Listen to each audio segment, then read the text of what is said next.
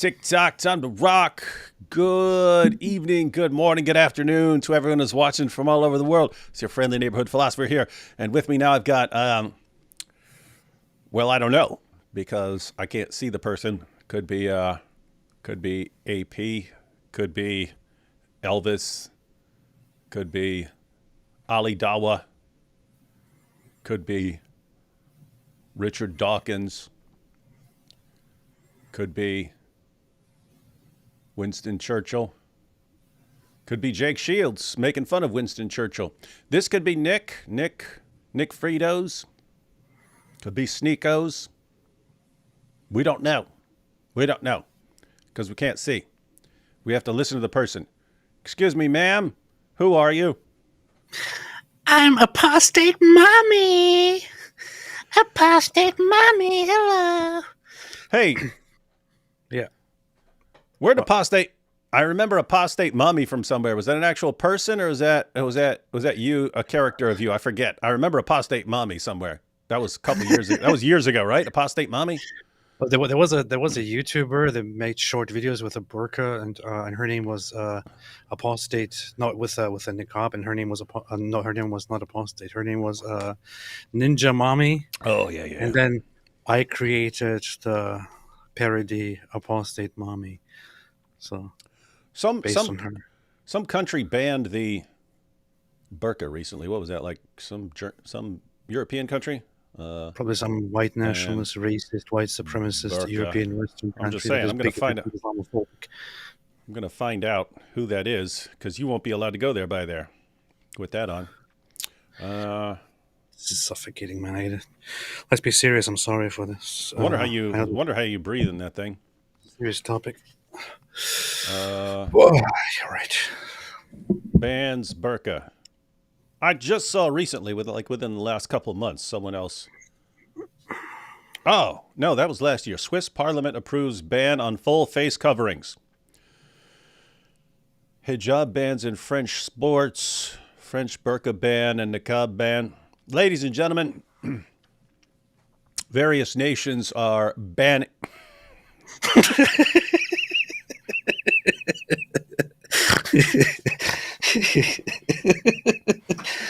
Good reaction. Good.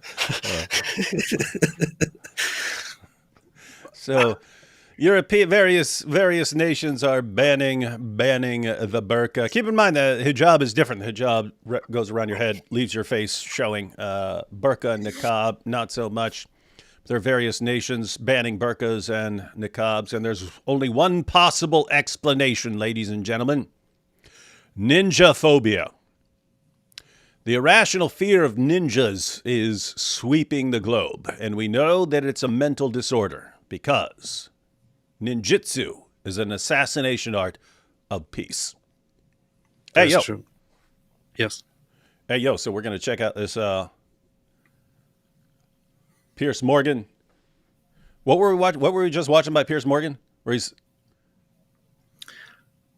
just watching something by Piers Morgan. Yeah, he was hosting a debate between Candace Owens. Yeah.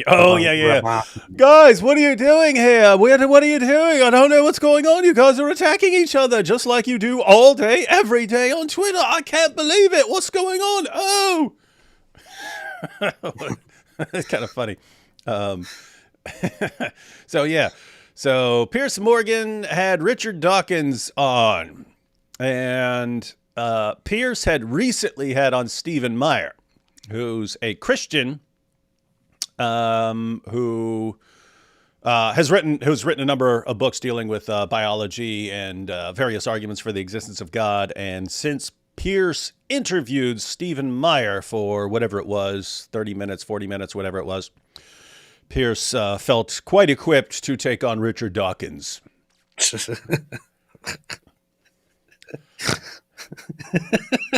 Now, listen, Richard, that's not going to work here. I just had on Stephen Meyer, and he gave me some good arguments to basically rip you to shreds. Yeah, so normally if you want a good debate, you'd want someone like Richard Dawkins versus someone like Stephen Meyer, not like versus Piers Morgan. However, that's not the point. I watched, 10 or 12 minutes of it or something like that. But Dawkins was saying some interesting stuff. I wish Piers would have let him. Piers kept interrupting him, but I wish Piers would have let him speak more. Richard Dawkins was admitting some really, really interesting stuff. Really interesting stuff. What, Piers Morgan was interrupting him? That can't be right, because he was complaining very much that when Rabbi Shmuley and Ken Dace always were interrupting each other. Yeah, yeah, guys, you're about to see, but Piers will sit there for 3 minutes, and so my problem is blah blah blah blah blah blah blah, and then so how do you respond to that?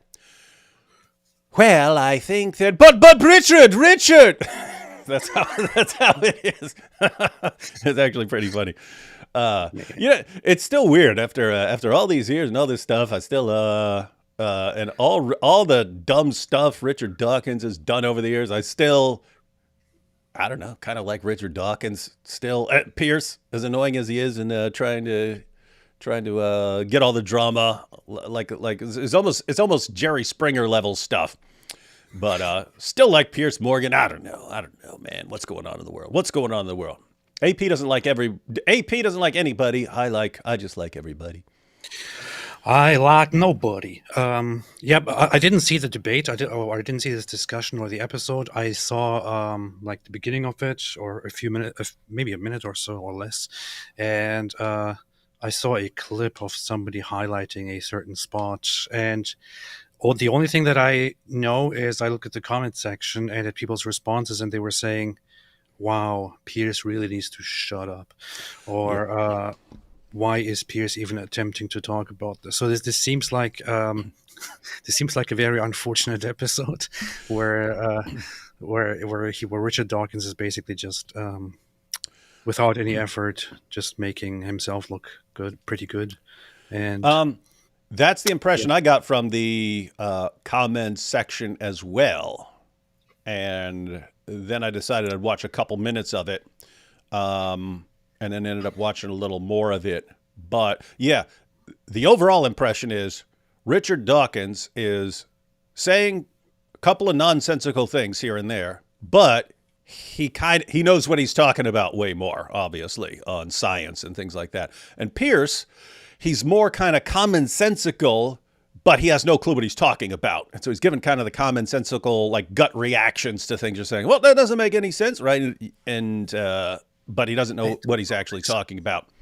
But anyway. You should have changed the title. You should have titled this, Richard Dawkins Destroys Piers Morgan on God. I could to get some clicks, but that's not. Again, Richard Dawkins said some interesting things that I will use and might make 50,000 videos about. Matter of fact, just since you just brought it up, I'm going to make some dope videos out of this. All right, let's take these first couple of super chats. We'll jump right into the thing for Piers Morgan's introduction, where he calls Richard Dawkins controversial. Remember how Hijab reacted when he said, no, we've got a controversial, blah, blah, blah. Why are you calling me controversial? We're about to see something. Why are you calling me controversial? Why about to see Richard Dawkins. About to see Richard Dawkins. What are you doing calling me controversial? Introduce me as Oxford scholar Richard Dawkins.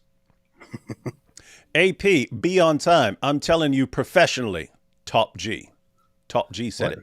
Top G said professionally. It. Yo, yeah. AP, red is haram for men. Remove that. Ooh, good point. Good point. That's a good point. AP's punctuality isn't real. That's true. That's true. I'm an atheist with respect to AP's punctuality. I just started an ethics course in my Master of Science degree, and we are studying types of ethics throughout history. Next week, we're studying Islam ethics. Pray I don't get kicked out for hate speech. Dangerous. No, ethics in Islam is interesting. It's like an extreme form of divine command theory. Like, people hear divine command theory and they think it's all about like God having to command you, or you don't know something that's right or wrong. That's not what divine command theory is. It's what is the status of our moral obligations? Our moral obligations, what is the ultimate status of these things? And the claim of divine command theory is however God communicated them to you, whether it's through scripture or through natural law or through your conscience, or however it may be, it's ultimately commands of God. So that's their ultimate status. But in Islam, it actually is. You just have no clue what right and wrong are unless God gives you a command through a prophet. Apart from that, you have no clue what's going on. So it's some wild stuff. It's I would say that Islamic ethics is kind of like Pavlov's dog experiment taken to an extreme. Look what you did. You get a virgin. Oh, look what you did. You get a virgin. Good boy, you get a virgin. And keep in mind, we're not just talking about like in paradise. It's like that's how Muhammad was. Ooh, he was really good. Give this guy some gives this guy some of the sex captives. Oh, and you get more afterwards. So you spend your entire life psychologically conditioning people to do whatever you want in exchange for getting to bang lots of chicks. Except Pavlov didn't torture the dogs, and in Islam, if you make mistakes, you're supposed to be brutally tortured all the time and all that. As you should be. Josh says, oh, yeah, I already read that. Let's see. Apostate of Allah says, I'm not real because I'm an ex-Muslim. Oh, wait. You're a cockroach. You're a cockroach. You're like a cockroach in a toilet. I'm saying I get all my information from demons, but I won't tell you how. That would be too dangerous, but here's the book I got it from. Shout out to Dresden. Shout out to Dresden, man. Keep crushing it, dude. Keep crushing it. You are potentially a future cause of division in the Ummah. That's the main criteria. When you're looking for Dawah influencers for the future, I'm not talking about if you actually want good Dawah, if you're a Muslim or something like that. I'm talking about for those of us who want to see the collapse of Islam in the future. The people you want leading the charge in Dawah are people, basically narcissists who are going to cause massive division down the road. And you wait until they get more and more popular. They get more and more popular, and then they want all the attention for themselves, and then they start blasting away at each other. And can you imagine this guy thrown into the mix with like the other Dawah guys? If this guy gets popular enough and starts with, no, everyone needs to listen to me. I know the demons. I know the demons.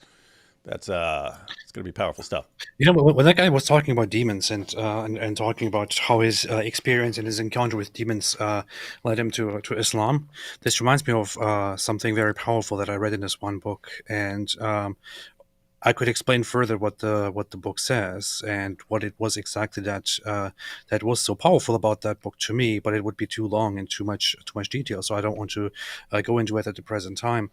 However, just around that time when I read that book, I was also undergoing treatment for mental problems because I had just beaten up somebody, and there when I was undergoing treatment, a nurse came to me and said, "Hey, are you okay or not?" And I said, "I'm okay."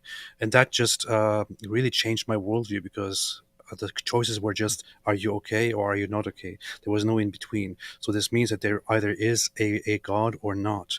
And that this just shows to me that Christianity has all the right answers to everything. Guys, if you don't know what AP was doing, apart from the Christianity part at the end, he sounds exactly like the guy, that Dresden guy from his videos. That's exactly how the guy, and the guy will talk like that for 5 minutes or 10 minutes straight. And then he gets praised. Even it's completely nonsensical from any perspective, especially from a Muslim perspective, but they will shower him with praise because at the end of the day, it's Islam is true. Islam is true. And I got that from demons, and then they love him. They shower him with praise. And that's the state of Dawah. Again, you could say anything. You could get up and you could say, bibbity bobbity, bubbity boobity, therefore Islam is true. And you would get a ton of instant followers, and they would praise you for being awesome. Yeah. Apostate of Allah says, I'm not real because I'm ex-Muslim. Not only that, AP and I have the exact same facial expressions because we are Zionist bots created by the Russians. We also scatter when the lights get turned on. That's the roaches. Except for that, you always get that one roach that like freezes, like no one's going to see him. Like, who was that? Was that Chappelle? He started going, he can't see me. He can't see me. I'm Ninja Roach. Yeah, and then the facial expressions. This guy said all ex-Muslims have the exact same mannerisms and exact same facial expressions because they all have the same demon controlling them. Cult says, I saw you with that demon summoning guy. I met demons while making content for my channel on Gota. Bet you did.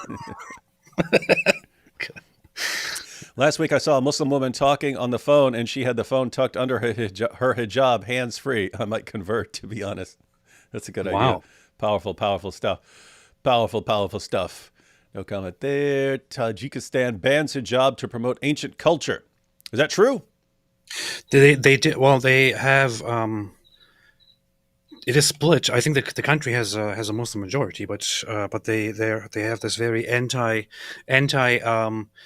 Arab anti-Islamist stance where they brought certain restrictions on what people can wear and can't wear, and I think they banned hijab in certain circumstances or in all places. I'm not entirely sure right now about the details. You might want to look that up in order to bring back proper Tajik cultural appearances and all that. It's an interesting move. Hey, this is interesting because there are countries that, again, ban the burka, the full face covering, not the hijab. Every article I just pulled up says banning hijab. They actually went to hijab, so you can't have a wow. That's for the record, guys. I think the burka bans are debatable. Like I really don't like governments saying you can't wear this or that. I do get the responses like how do you identify people or something like that, or that.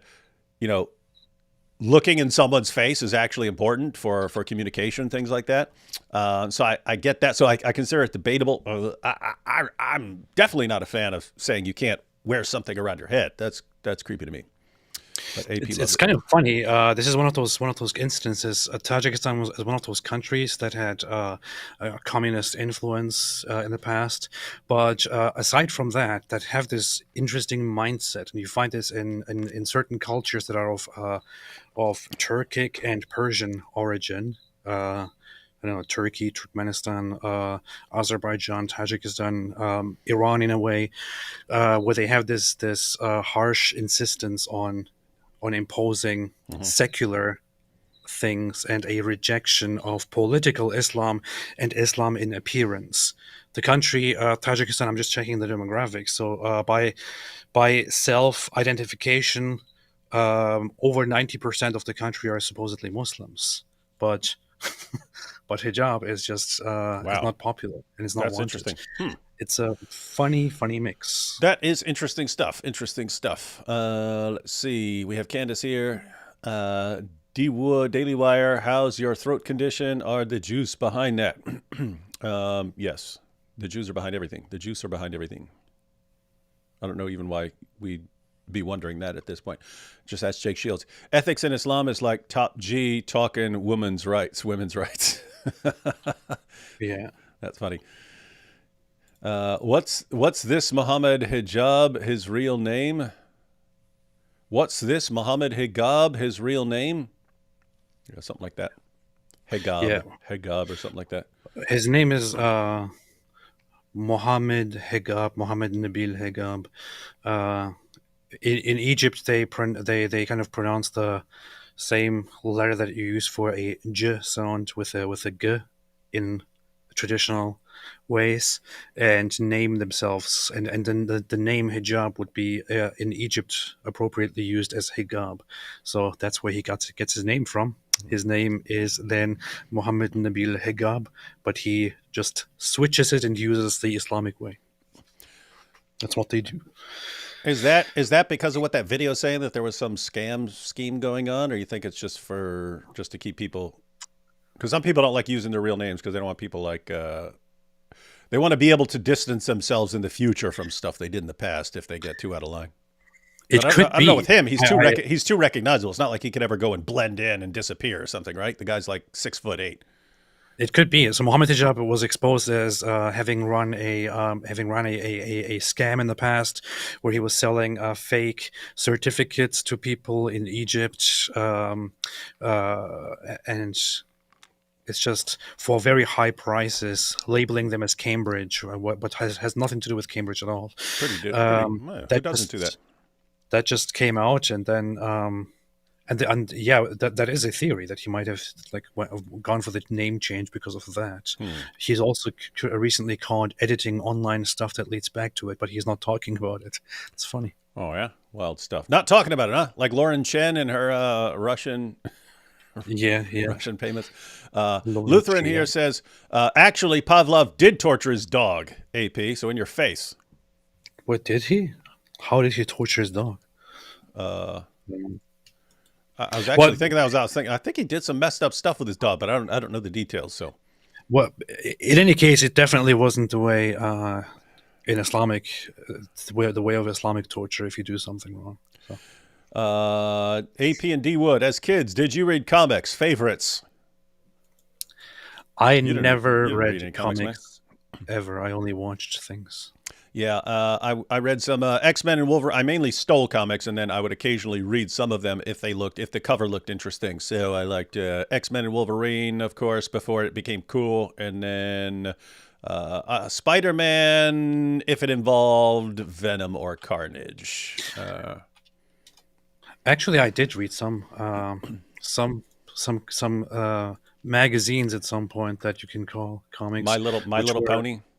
No, I read these things. They would sell those Goosebumps things at the store. Those were actually little books, man. Yeah. Unless they had comic book versions, but they had books. I used to get those from my kids. I think they had some comic book versions in Germany, but they also had those books. I would go to the library and sometimes pick up those books, and they were kind of somewhat creepy. I still remember some of them. That's the only thing I read as a child. Did Mo make the burqa to hide Dia as a woman? His woman with a horn. What do you do as a woman who has a horn down there? Below it. Yeah. Muhammad Peshab. Peshab in Hindi means urine. That's pretty rude. We don't have any use for insults around here. D Wood, your opinions, please, on transcendentalism. Thoreau, Emerson. How do they differ from traditional Christianity? What do they have in common? Yeah, not the. We're just trying to. We're trying to check out a video here, so we'll have to be some different time. And like lots of philosophies, they get some things right, and you try to build a life around them. It's a different story. Emmanuel Shahid says, if Muhammad was alive, he would definitely grab you up in that sexy red burqa set. Ha ha. No, he would run home. Muhammad would see AP and run home. Like, Aisha, help! Aisha, I just saw. Where's Aisha? Oh no, Aisha's not here. Where's Zainab? Oh no, she's covered in camel intestines. Anyway, I don't care. Come here. Yeah, come here. I have to bang you. I'll have to bang you. Awful Falafel says, can you guys have a look at Randall Rouser's recent video on Christian apologists criticizing Islam? I'd love to have your opinions. It's 10 minutes long. Thanks. Randall Rouser has always seemed like a pretty douchey guy to me. What? I wouldn't mind checking that out. He's always like, he's one of those guys who complains about everyone else nonstop. Everyone else is doing stuff wrong, and he's the only one who's right. And one time, I remember I was reading something by him once. I was like, this isn't very impressive, man. You need better stuff than this. But I wasn't going to call him out or anything because of that. But then one day I said something about, hey, how come no one's talking about all these, this is like 10 years ago or something like that. I was like, hey, it was when the Black Lives Matter protests were starting, and I was going, hey, look, another, 100 and some Nigerians were slaughtered here. How come no one's protesting that? And he responded in a tweet, and he goes, and now no one ever will because of you bringing this up as a criticism. Now I'm thinking, you seriously think someone's going to be like, well, I'm never going to protest that. I was about to, but since David Wood posted this tweet anyway, so I was like, what's wrong with this guy? But yeah, I've never seen anything good from that guy. But I wouldn't mind checking it out. So we will try. I'm going to make that a point. I'm going to check it out. And he has very unorthodox Christian theology and views. I debated him in the past, actually. Randall Rouser. Which is quite fun. Yeah. Yeah. So that's back when you were an atheist, but here's the weird part. Yeah. There's like part of me is like, I hope you crushed him, but no, you're an atheist and he's a Christian. It's a hard call. Like, what do you do? If it makes you feel better, I had debates or discussions with several Christians, and he was on the quite weak side, in my opinion. And people generally thought that as well. That sounds like him. D Wood, did you meet Sons of Anarchy types in prison? Oh yeah. Indeed, they were not the biggest group there. It was weird. The biggest group, as far as someone you might need to look out for when I was there, were 5%ers. 5%ers. That's a radical offshoot of the Nation of Islam. So you have Islam, then you have a weird cult-like offshoot of the Nation of Islam. Offshoot of Islam, the Nation of Islam. And then you had a weird offshoot of that called the 5%. And that was, but yeah, you had definitely had Sons of Anarchy types. Dawah doesn't mean what actually happened. Oh, Dawah don't admit what actually happened. That's true. That's true. Yeah. Had Muslim deny the Injil was intact in Muhammad's time. Guys, we are about to go into a huge project on what the Muslim sources say about the Injil. So stay tuned for that. AP, you don't know this, but several of us Christian apologists are getting together. We're going to go through the entire Quran, pulling out every single verse that can be used to defend the Islamic dilemma argument, or that Muslims twist to say, oh, but here it's saying that the Bible's been corrupted when they never are. We're going to go through every one, every time, and we're going to categorize everything, flesh it out. But we got Chris from Speaker's Corner. We got God Logic, Jai and DOC, Cameron Bertuzzi. Going to be a bunch of people involved. We're going to go through the entire thing. We're going to fill out every single detail of the argument, and then we are going to hand it off to people and say, here's literally everything the Quran says. It's all laid out for you. Here's every single verse a Muslim could use to say that the Quran is not affirming the Bible, and hear what the commentaries say. You can destroy it. Everyone is going to go from you're going to have thousands of Christians suddenly go from novice to expert level overnight, and the Dawah will never recover, ever. Hey, what's this? Mo Peshab incited hate against Hindus in the UK. Oh, yeah, we all remember those videos. It was not pretty. It was marching through the streets trying to intimidate everyone. Hey, respect Muhammad Hijab, man. Yeah, he's cool. AP, when you were in Germany, did you visit other countries? What were your... Hey, Abu, look, man, you can't, change the entire topic. We're trying to zoom through some super chats to get them out the way. AP, what's your short answer? Did you visit other countries? I'm guessing Turkey. Well, let me start. Let me start with the day I was born and all that. So no, I did visit some countries when I was in Germany, and also later. European countries. The countries that I visited were what was it? Netherlands, Switzerland, Austria. You visited all those countries? Yeah. I changed my mind. Apu Pucker. It's a good question because I didn't know that about AP. Italy, Turkey, and Greece, Norway, and Sweden, and Iceland, and Finland, and Germany now in peace.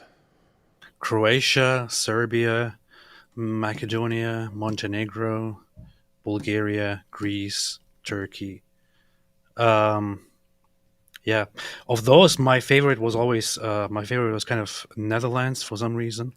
Nederlanden, say it right. Nederlanden. But yeah, later on, actually, when I visited Greece, I thought this is a very base place. Then I was conflicted between Greece and Netherlands, and then later we visited Israel, and I thought, okay, this is so far my favorite. I hope this is enough for my Mossad handlers. I hope I fulfill the quota here. Yeah. But yeah, so I always thought I wanted to retire on a Greek island sometime in the future if I ever have the possibility or something. Smart. Hey, we can get places right beside each other because that's something I would like as well. The island of Crete. Got to. Inshallah. My dad was in the Navy for a while and was stationed there, so I got to go there during summers, and super dope place. So what, David Wood, what other foreign countries would you like to visit? Why? I don't know, Scotland maybe.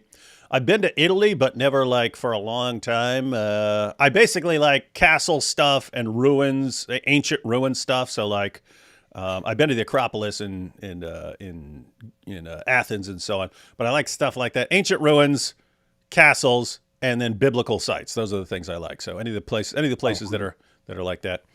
Oh wait, I forgot. I also went to Romania and to Iraq. That's it. Okay. And Israel. I wouldn't mind going to Israel 2 or 3 times a year for the next 10 years, and then I will probably have seen everything thoroughly. Joshua says, remember, AP, even if you and the other cockroaches are in the toilet, nothing makes water impure, absolutely nothing. And God is not fond of goats. Leviticus 17:7. That's about the the goat deities people were worshiping. Grace said Richard Carrier destroyed Randall Rouser in debate. That would not be surprising. You guys missed my joke.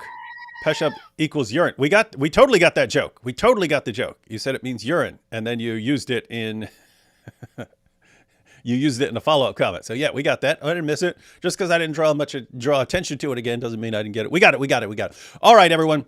Let's go ahead and jump into this powerful debate where Piers Morgan absolutely... Oh my God. I just took the transcript of the video by Randall Rouser and actually put it into a system to normalize it and to turn it into paragraphs, and I'm checking it right now, and it's pretty awful. He's basically saying that the idea that Islam is inherently intolerant and dangerous that's his new one?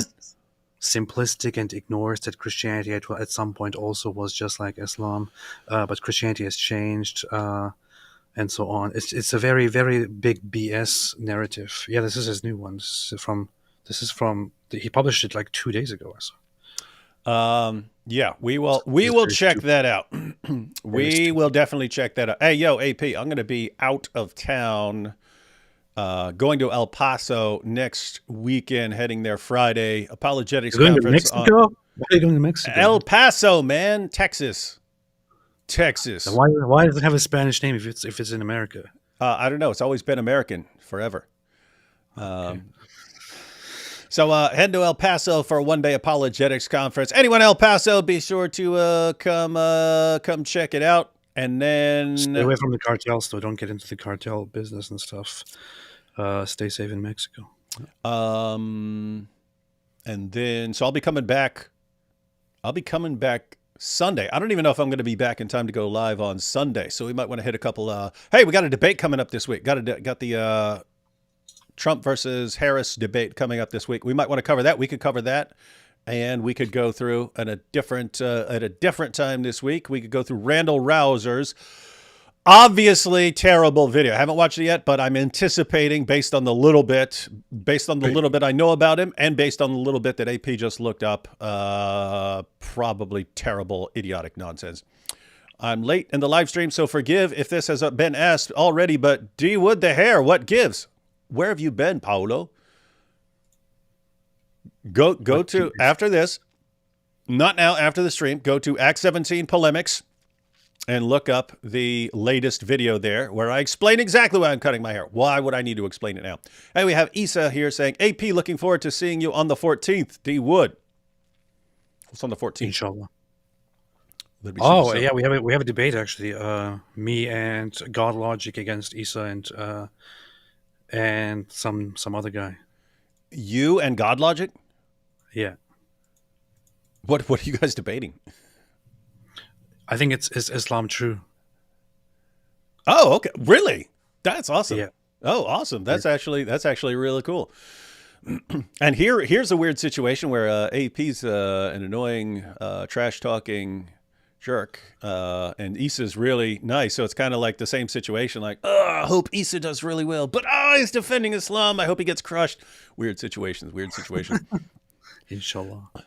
And no, hey, Paulo. Short answer is there are all these hadiths where Muhammad says that even if a girl gets sick and her hair falls out because of some illness, then and she puts on fake hair, Allah and Muhammad curse whoever makes the wig for her and the one who and the girl for wearing the wig. So he curses people for putting on a wig if your hair falls out because of an illness. Anyway, there are organizations called Wigs for Kids and Locks of Love that make wigs for like cancer patients, kids who are going through chemo and stuff like that. Anyway, you can chop all your hair off and donate it. So anyway, that's what I did. But I made the video while I'm shaving. I made a video while I'm shaving my head, and I'm talking about all these passages to expose that. Because I've always wondered, why is this not... People know a lot of criticisms about Muhammad now, but almost no one knows about that one. So I thought it would be good to add to people's arsenals. Sounds pretty based. It is based. Who says, Mo Peshab upon one another? That's what they do. And Celeria, salutations, AP. Dr. Wood, would you care to look at some of my more recent work and see how much you think I've improved since last time? We will do that. We should have a show where we just go through some of the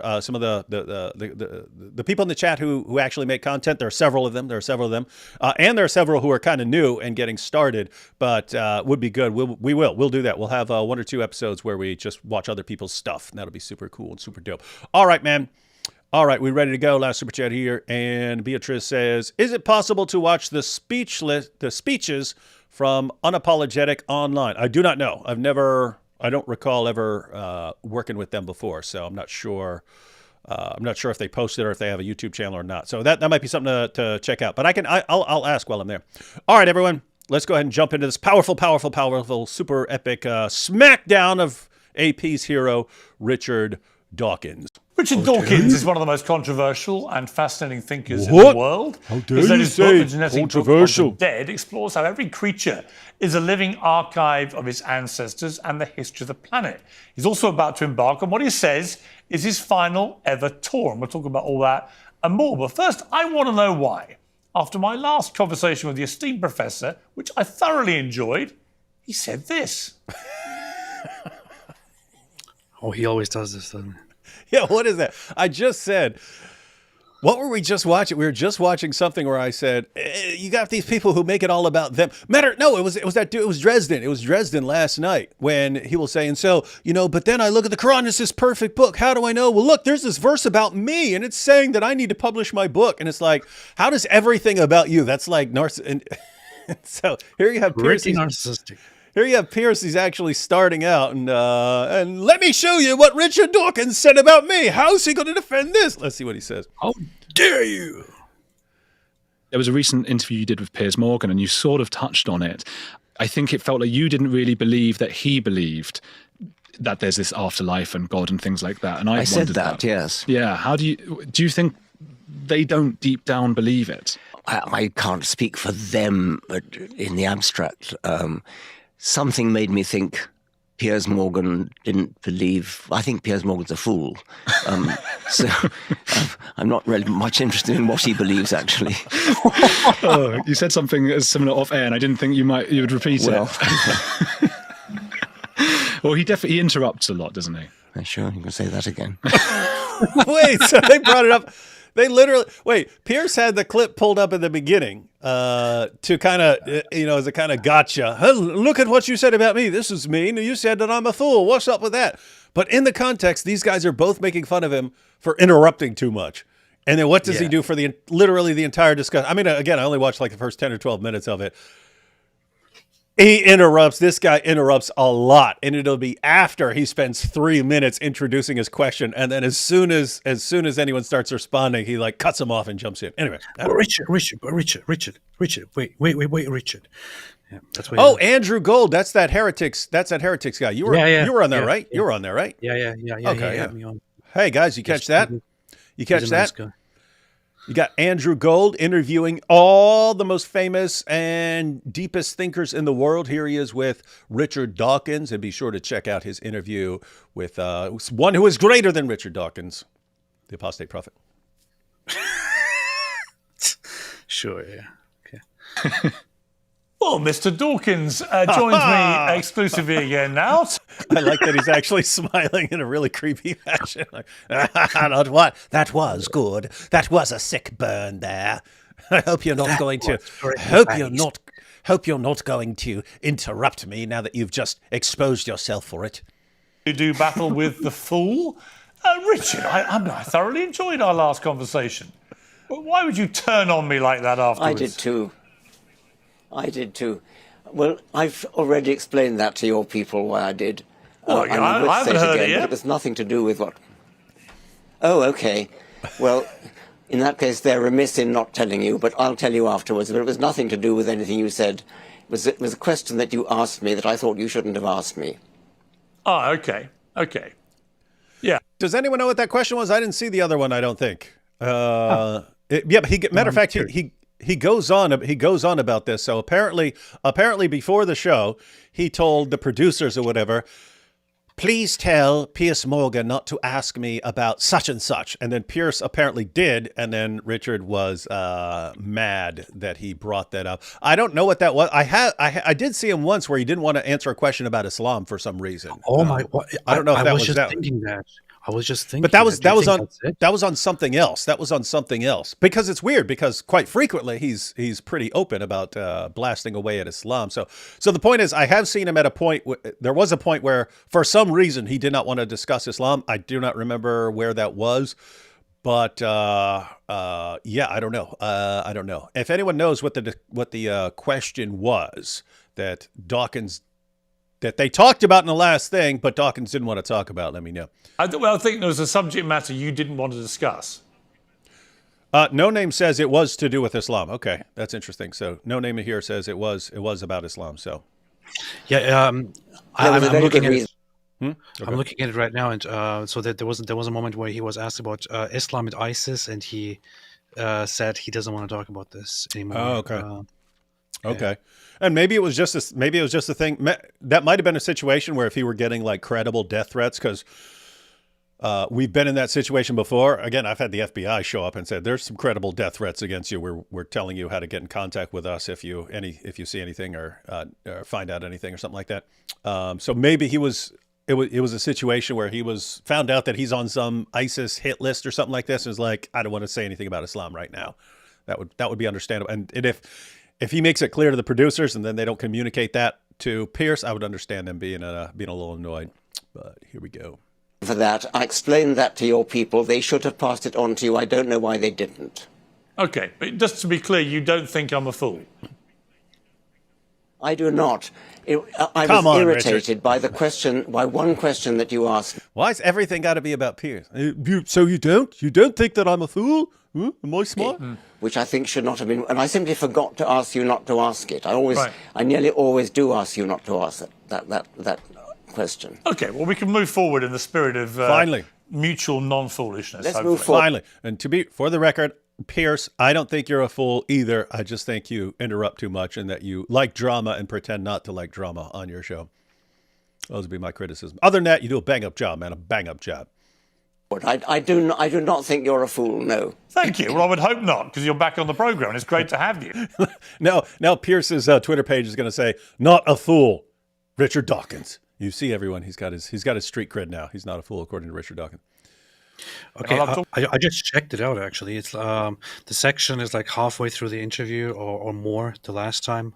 2/3, and he asks him about Islam and terrorism and things like that, and then the topic comes to the former ISIS bride Shamima Begum and whether she should be allowed back into the UK or not. And Richard Dawkins says, I haven't studied the topic, I would rather not comment on it. And then he says, then he insists again, and he says, I just don't want to comment on it. And then he explains the topic and wants his opinion again, and Richard Dawkins is just quiet and doesn't say a single thing, and then they just move on. It seems that he really got uncomfortable there because he was prompted to give an opinion on something that he just simply does not. Or also, when he didn't respond, Piers then said, "Do you not want to talk about it because you get death threats?" or something like that. Oh no, I guess that was when I guess that this was the one that I was thinking of, because I had seen that clip. I guess this was that one, but yeah, that was a big issue back then. And that was another issue where you can argue that in either way, whether Shamima Begum should be brought back to the UK. You can be completely sane and make a case either way. You could say, nope, she left, went and joined a foreign terrorist group, and we're never taking her back, because there was a loophole. If your parents were from such and such or blah, blah, blah, blah, blah, then they did not. Because guys, ordinarily, if you are a citizen and you get caught with some terrorist group, they have to bring you back. They have to bring you back, and they have to punish you as one of their people. There was some loophole in the system where, since her parents were immigrants, then they didn't. They could tell her to go somewhere else, so they technically didn't have to bring her back or something. But that kind of made her like a person without a country or something like that. So anyway, that was a debatable situation. You could be completely coherent and say, no, you bring her back and you punish her according to British law, or you can make a totally hey, we're trying to set an example for the future. If you go off and join a terrorist group and we don't have to take you back, we are not bringing you back here. And apparently Richard just didn't want to talk about it. And I'm not even sure why Piers would want him to talk about that. Like, what is... The thing is also... as an evolutionary biologist, what do you think about this political situation? The thing is also, he insists on it, and then he goes, are you afraid that you might get death threats for this? And Richard Dawkins just says no.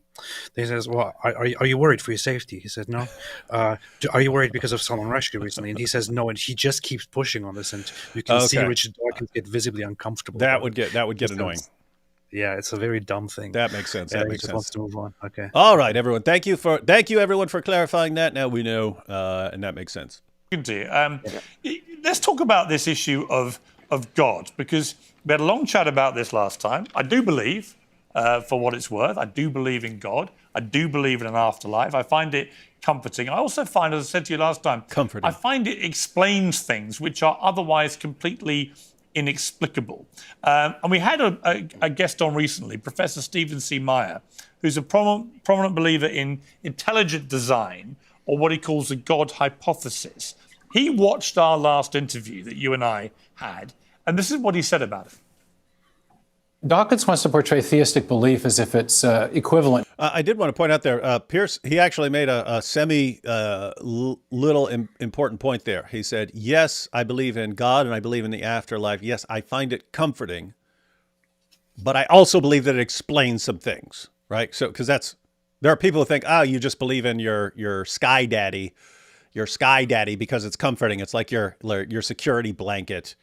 And so he acknowledged, I do find it comforting, but I also believe it explains things. In other words, I actually have reasons for thinking that it's true, not just because it's comforting. So anyway, that's a good point for Piers bringing that out there. To belief in fairies. And he'll concede that, well, it's possible. But I think there's a stronger argument for the theistic case. And that is that when scientists and philosophers reason from evidence, they typically use a method of reasoning that has a technical name. It's called inferring to the best explanation, where the best explanation is one where you're invoking a cause which has the kind of powers that would be required to explain the phenomenon of interest. I would call that causal adequacy. So he's saying inference to the best explanation. If you're trying to explain some evidence, your explanation needs to have the ability to actually account for the evidence, or you have a crap explanation. And so what's the best explanation that actually accounts for things? Again, I'm thinking in terms of like causal adequacy. If you're saying this is the cause of this is the cause of that evidence, does your cause actually have the ability to explain these things? And so sometimes when you're just saying chance over and over and over again, luck over and over and over again, you kind of look at that and say, I don't think that has the ability. It's not adequate to what you're trying to explain, whereas God would. So anyway, that's why he's pointing that. And you correctly pointed out in your conversation with him that when you get back to that, what physicists often call the singularity, the point where matter, space, time, and energy begin to exist, the materialist is really up against a huge conundrum, because prior to the origin of matter, there is no matter to do the causing. That's what we mean by the origin of matter, that's where it starts. Right.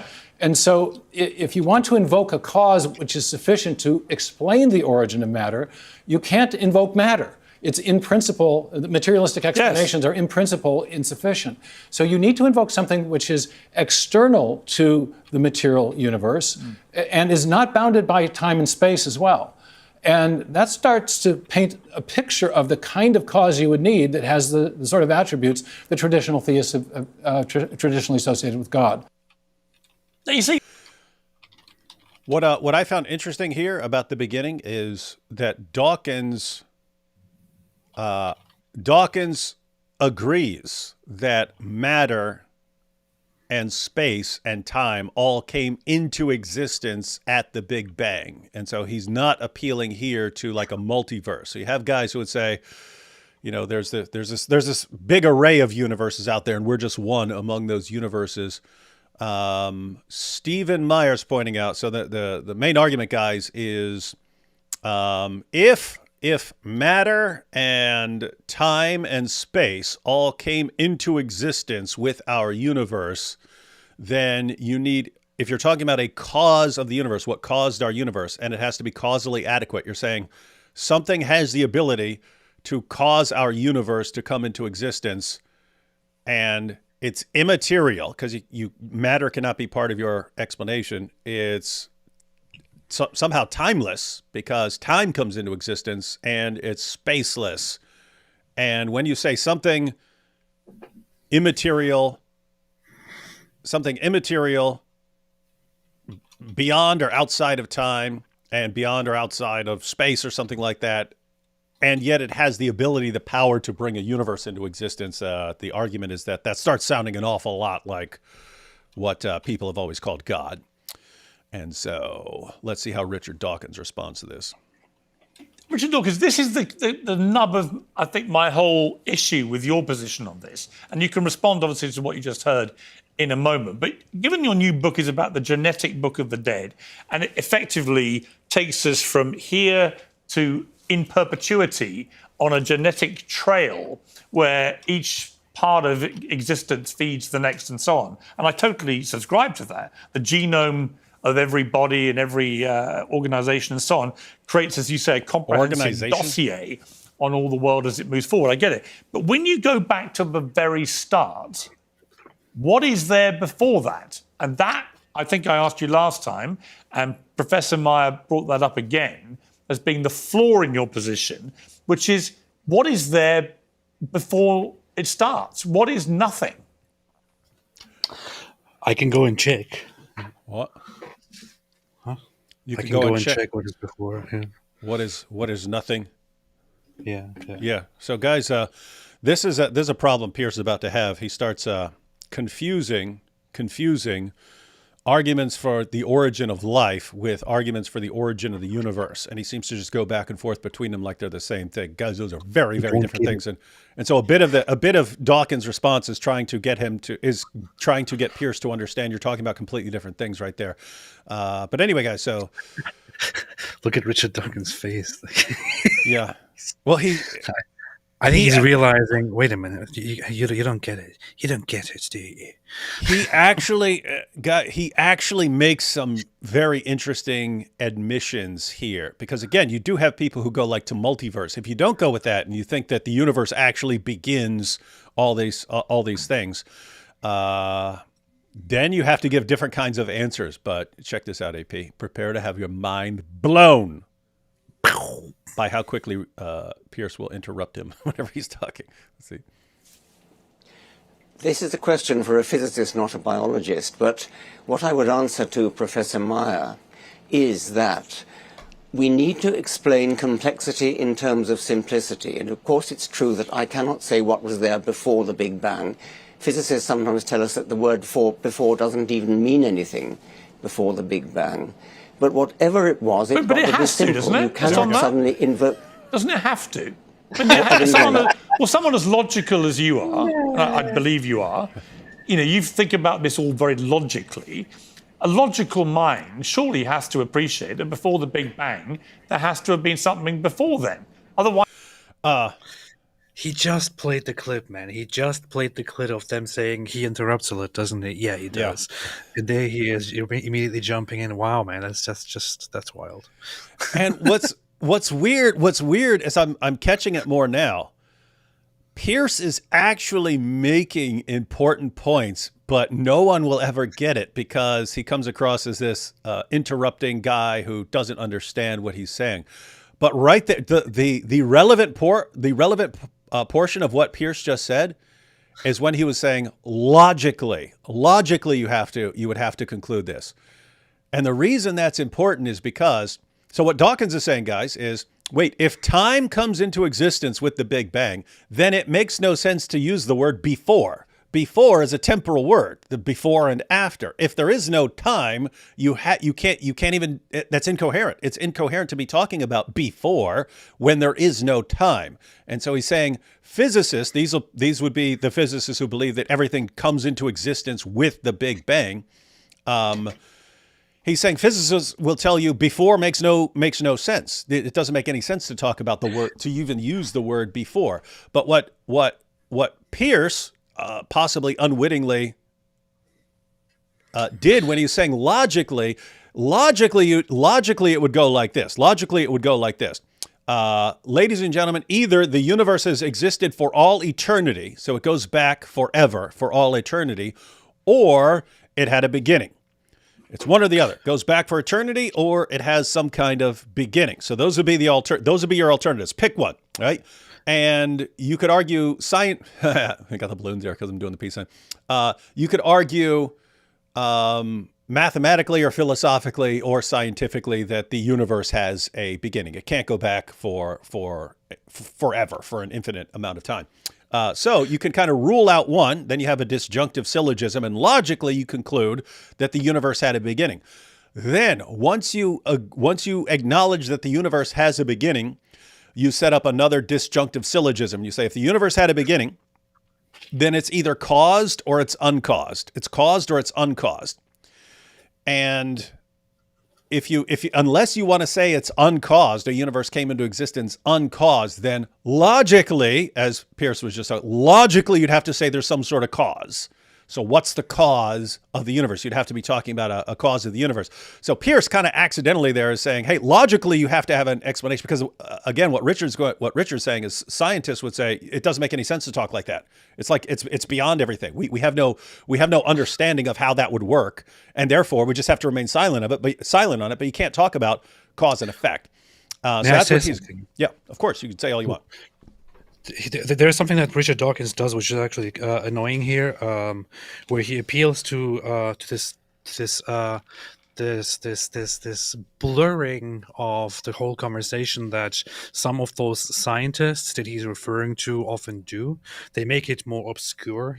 They obfuscate it by talking about by bringing it into it these actually points about the semantics of what time is and what before means and so on. It's actually very simple. So here is, just to make it very, very simple, here is a point. Right, not here, wait, the other side. Here is a point where there is technically no space and no time in the sense that we understand it today, because nothing ever changes and there is nothing to that moves around and nothing to fill in, which is why it is not logical or valid to talk about time or space when referring to this point here. But after that, at some point here, suddenly the universe starts expanding and time and space as we know it starts developing and coming into existence and making sense. Now they're saying, oh, before that, before that there was no time and space. Okay, technically, yes, we get it. Technically, we get it. That's true. But however, that muddies the conversation. That is completely irrelevant and sounds like something you say when you want to sound smart, right? Because if we are going to talk about a sequence of events, technically before this here, before the expansion started, before the universe came into existence, before that there still was another state. Whether you want to apply time and space there or not does not really matter. Before that there was something. What was there? And you can then argue that there was an eternal nothingness, eternal state of singularity. It existed like that forever without anything changing, and somehow it derailed and brought into existence this universe. Or you can say that there was a God that brought this into existence. Of course there was a before. This whole addition to the conversation of technically there was no before is a completely unnecessary addition to this conversation. There was something before, that's it. What was it? And we have to specify that. Yeah, AP believes that it must be God, because if it was just some eternal state of singularity or something like this, there's no will to make a change, and therefore it would have to be a will involved. So now you got something immaterial, timeless, spaceless, powerful enough to create a universe, and has a will. Thank you, AP, for proving the existence of God here. What I would have changed right there, if I were Richard Dawkins, so at this point, if Richard Dawkins says it doesn't make sense to talk about before when time comes into existence with the Big Bang, I would, if I were, I might be on the same page with AP. They're saying, okay, maybe it's some completely different version of time or something like that we have no experience of, and therefore we wouldn't know what to say about it. We have no experience of it. You do have people just saying, no, there is no time or something like this. But so anyway, if I were Piers, I would have switched it and said, okay, let's not talk about before then. Let's talk about causation, because you can have a temporal causation. I'll give you an example of temporal causation. So here's a Quran. Here's a Quran, ladies and gentlemen. And here's a goat standing on the Quran. Got it?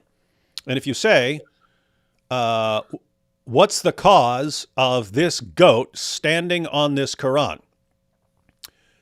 You can talk about two completely different kinds of causes here. One is temporal, and that would be, why is the goat standing on the Quran? Because several seconds ago I put the goat on the Quran. That's temporal. You're talking about something that happened in the past that explains why it's there. But there's a different kind of causation involved in the sense that if I say, what's the cause of this goat being where it is right now? Well, there's a Quran that's holding it up. I'm not saying before right now. That's simultaneous. Like this Quran is currently the cause of this goat being where it is. And you can then say, okay, and my hand is the cause of the Quran being in place to hold it. This is all simultaneous causation here. This is all, even though there's a temporal component that I could talk about, as far as why this thing is where it is right now, it's where it is right now because this is holding it in place. Why is this holding it in place? Because this is holding it in place. This is all simultaneous. And so the point is you could talk about causes in a way that doesn't necessarily refer to temporal causation before and after. So I probably would have switched to that into something like that, but I don't know if the conversation would have gone any better. But let's get back to our hero, Richard Dawkins. What is nothing? A physicist will tell you that Yeah, but what do you tell me? You hear him interrupting? I'm trying to tell you what a physicist would say first of all. They would say that you cannot use the word before for the Big Bang. Time began at the Big Bang. There was no before the Big Bang. I know it's contrary to common sense. Physicists don't necessarily deal in common sense. Well, it makes... Physicists don't necessarily deal in common sense. Richard Dawkins. No sense, does it? And that's what I mean. I think you're... Physics is against common sense. Richard Dawkins. Logical man. That cannot make sense to you. The idea that you're not even allowed to use the word before the Big Bang, when every part of both of our brains tells us that that's obviously nonsensical, doesn't that make you think again? We are not physicists. I, like you, am completely baffled by what physicists say to me, which is that you can... I am completely baffled by what physicists say. Richard Dawkins. The thing is, you can hear in Richard's voice, in his tone, that he's already getting quite annoyed with Piers. I would be too. I would be too. Like he's like, hey, I just played a clip of this guy, and then I talk and explain why I'm concerned about your views, Richard. Now, Richard, how do you explain this? And then, 3 seconds into it, he cuts him off. It's like this. David, can you explain to me what exactly you believe about sandwiches? Well, yeah. So my view on sandwiches. Oh, hold on, David. Hold on, David. I didn't ask about your view, and you have to first explain what the view is. That's what he keeps doing, right? Anyway, wild stuff. But I'm like you in the sense that it's funny that they began the show by playing a clip of Richard Dawkins agreeing with the heretics guy that Piers interrupts too much, and Piers literally played the clip and then instantly proceeds to interrupt. This is funny. Not use the word before for before the Big Bang. Time itself began at the Big Bang. Now that is totally counterintuitive. It's counterintuitive to me. It's counterintuitive to you. It's counterintuitive to Stephen Meyer. But we are not physicists. And you need to talk to a physicist. Talk to a physicist about that. And they will tell you that you cannot use the word before for the Big Bang. Yeah, but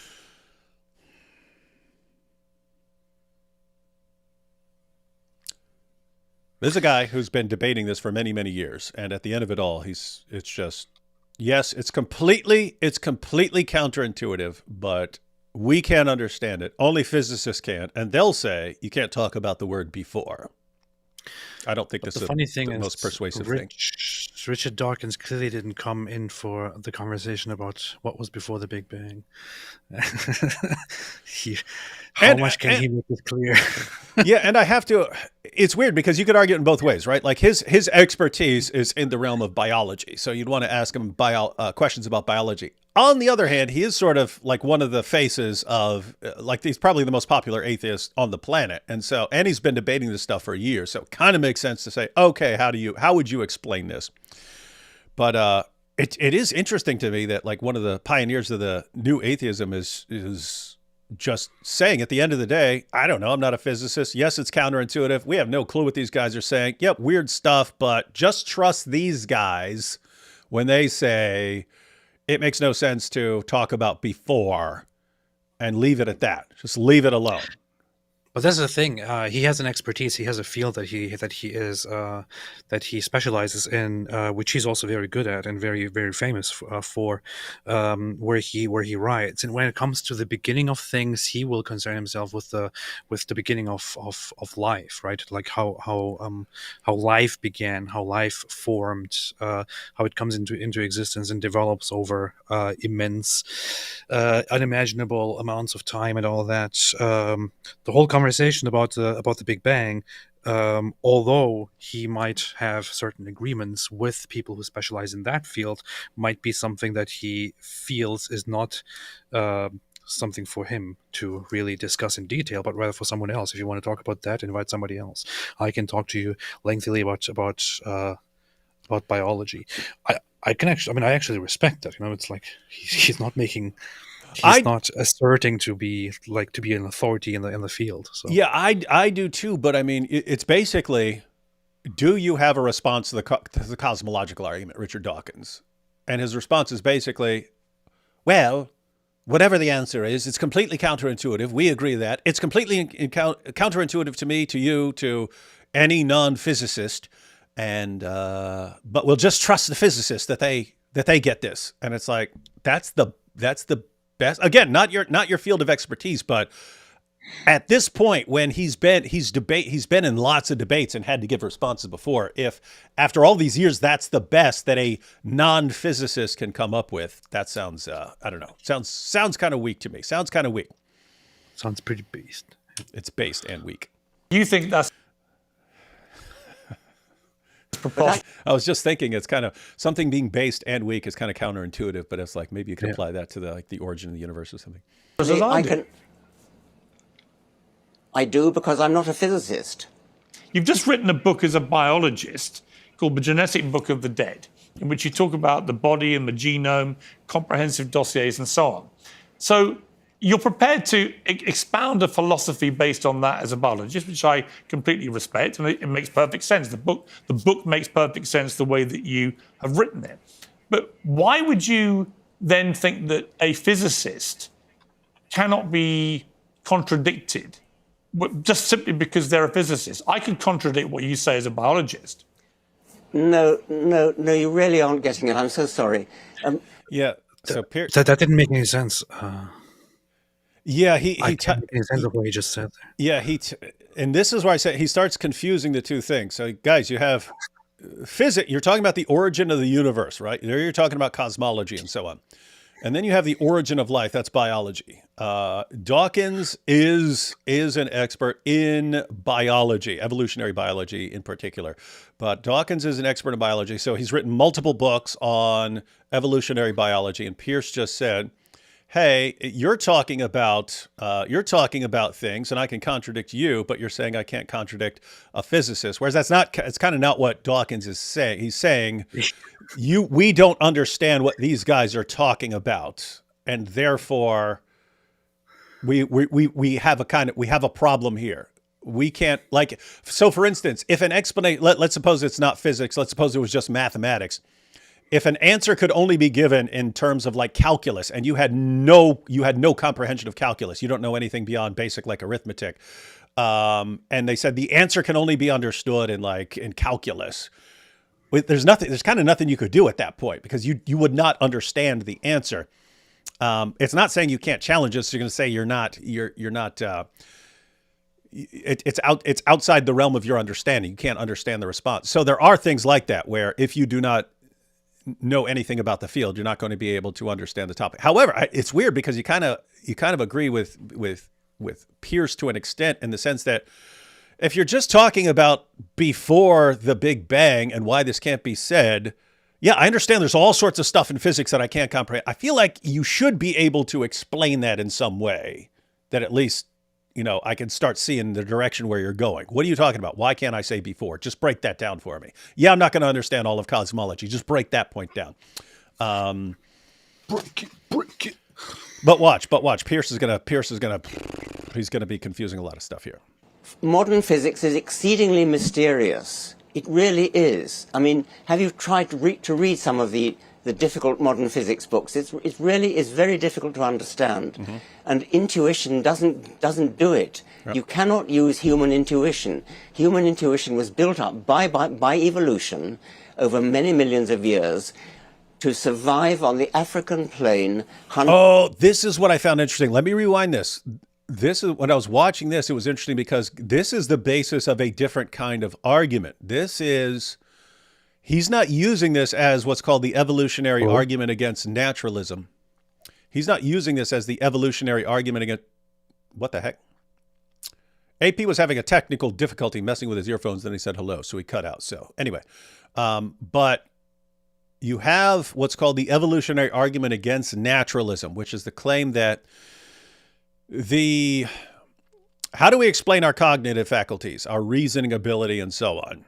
How did we arrive at them? Well, Christians would believe that we're created for this. We're created. We have our cognitive faculties because we're created in the image of God. We're created to do this kind of thinking. From an atheistic evolutionary perspective, the only way you arrived at your cognitive faculties was sort of biological trial and error over a long, long period of time. How did you get your cognitive faculties? Well, they developed by mutation and then natural selection acting on it. So selecting abilities that helped you do what? Your cognitive faculties were selected based on how well they help you survive and reproduce. That's what natural selection does. If your cognitive faculties help you survive better, then you have an advantage. So that's how you got to these abilities. But if you take that as the explanation of how you arrived at your cognitive faculties, the question then becomes, can I trust my cognitive faculties for things like cosmology or philosophy or theology? And you could make a persuasive case that you shouldn't, because they weren't made for that sort of thing. They were made for building a spear, finding a mate, things like that. Those are what your cognitive faculties like reason, memory, things like that. Your cognitive faculties were selected because they help you find food, find a mate, respond to danger. Can you trust something like that with philosophy, cosmology, things like that? Some would argue no, and therefore you have a problem trusting your cognitive faculties with these sorts of things. Here's AP back. You hear me? I died. You good? Yeah. Yeah, we just broke down how powerful atheism is. Beast. No, I broke down. It's weird because Dawkins was talking about. Dawkins was talking. He's making a point saying, "Hey, you're Piers, you find it odd that I'm saying we can't understand certain things. Our brains were not made for those things. That's why it's so difficult to understand." Guess what? From an atheistic perspective, he's right. Your cognitive faculties were selected because they help you survive and reproduce, not because they get you to the ultimate truth about the origin of the universe or something like that. So anyway, what I was pointing out was that's actually the basis of a kind of argument against naturalism, that our cognitive faculties are not selected to be able to do this kind of things, and therefore we can't trust them with these kinds of things, but we do trust them with these kinds of things, these kinds of discussions, philosophy and cosmology and things like that. And we can discover the truths of physics and mathematics and so on. So it looks like talking about causal adequacy, we need an explanation for how we arrived at our cognitive faculties that goes beyond just survival and reproduction, like they were made for this sort of thing. Something like that. That's not the point he's making. He's trying to explain, hey, here's why you don't understand this, Pierce. Here's why you find it so confusing. You weren't made for this sort of thing. And anyway, let me back that up because it's a very important point. I wouldn't mind making intuition doesn't do video it. about that. You cannot use human intuition. Human intuition was built up by evolution over. You cannot use human intuition. Richard Dawkins. It would be fun to misquote him on anything. Okay, let me back Human it up. intuition. Human intuition was built up by evolution over many millions of years to survive on the African plain, hunting and gathering, looking for water holes, looking for mates, and so on. Our brains were not built to understand the profundities of the origin of the universe, the end of the universe, the kind of things that physicists deal with.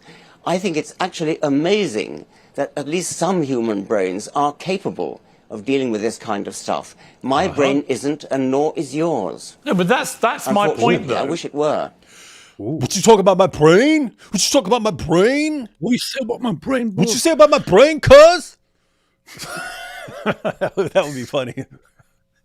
Wait, that would be funny if there was a Key and Peele sketch where a guy goes in to a doctor to get the prognosis about his sick mother, and the doctor says, we have a problem. Your mother is very overweight. He's like, oh, well, your mama's so fat. And he starts going, he thinks it's a battle about your mama jokes when the guy's trying to give him a diagnosis. But it would be funny if Piers started doing that. Oh, so now you're attacking brains, hey? Well, all right. And then he just started insulting a bunch of insults. That'd be funny. But anyway, so yeah, Dawkins' defense there of his point is your brain is not made to understand the beginning of the universe. It's amazing that there are some brains that do understand that, but we're not among them. You're a poo-poo brain. Yeah, your brain is garbage. That could be the thumbnail. Your brain sucks. Well, yeah, I wish both our brains could. But the truth is, it's because the human brain can't comprehend this, including, I don't think, any physicist. Because the moment they say you can't have before the Big Bang, they lose me completely just on a common sense perspective. Actually, Pierce made a good point right there. When he says, I don't even think the physicists understand this, he's right. You can have a physicist saying, okay, guys, again, if you're in the strong sense of time, space, everything that comes into existence with the Big Bang, we cannot talk about before and so on. You can say those things okay, in other words, the physicists would say the exact same thing. I don't get this. This is just how it works. It's just how it works. This is all our evidence points to this, and we cannot understand what happens back then. It's just our brains are not made for that sort of thing. In other words, the physicist's response is not going to be very far beyond what Dawkins is saying. Well, that's kind of what I was pointing out earlier, which is on two levels. The whole physicist response, which Richard Dawkins appeals to, is something that is not satisfying, and also that doesn't really deal with the actual question that is being asked, because it gets to a technicality of what actually time means and what before actually means. And people want to talk about it. People want to ask questions about it. And it's hard to accept a response like, we can't talk about it. We don't understand it. There is no definition to it. And that's part of what I found interesting about this, in that it's good to have people being honest about that, because you'll have like internet atheists. We've got it. Well, the scientists have all this figured out and it makes perfect sense and we can explain everything and blah, blah, blah, blah, blah. And it's like, okay, here's one of your representatives over all these years. And he's admitting, which is, it's more honest, right? It's more honest. Say, guys, look, our brains are made for this. They're not made for that. And therefore you keep pressing questions about that. We could do our best and we could study it. But at the end of the day, there are some things that are just massively beyond our comprehension there.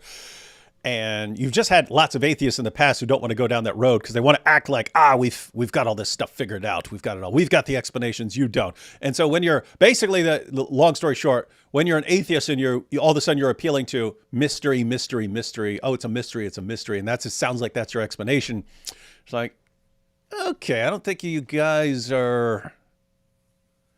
I don't think you're very consistent if you would say the same thing to a theist who says, I don't know why God does this. It's just a mystery. You say, aha, so you don't have the answer. Okay, well, you see, you're the champions of science, and you're acknowledging you don't have this stuff figured out. You're the proof. All right, Dawkins. It's that reason that I think there has to be a power that is greater than the human brain, and that gives me succor to my belief in. Who you calling sucker? Who you calling sucker? And here again, Piers keeps making the kind of commonsensical points, and he's saying, "Wait a minute! If there's all this stuff, this mathematics and science and stuff, and you're saying it's beyond my ability, it's kind of like there's some mind behind all of this that does understand it." Anyway, I'll back up a little bit.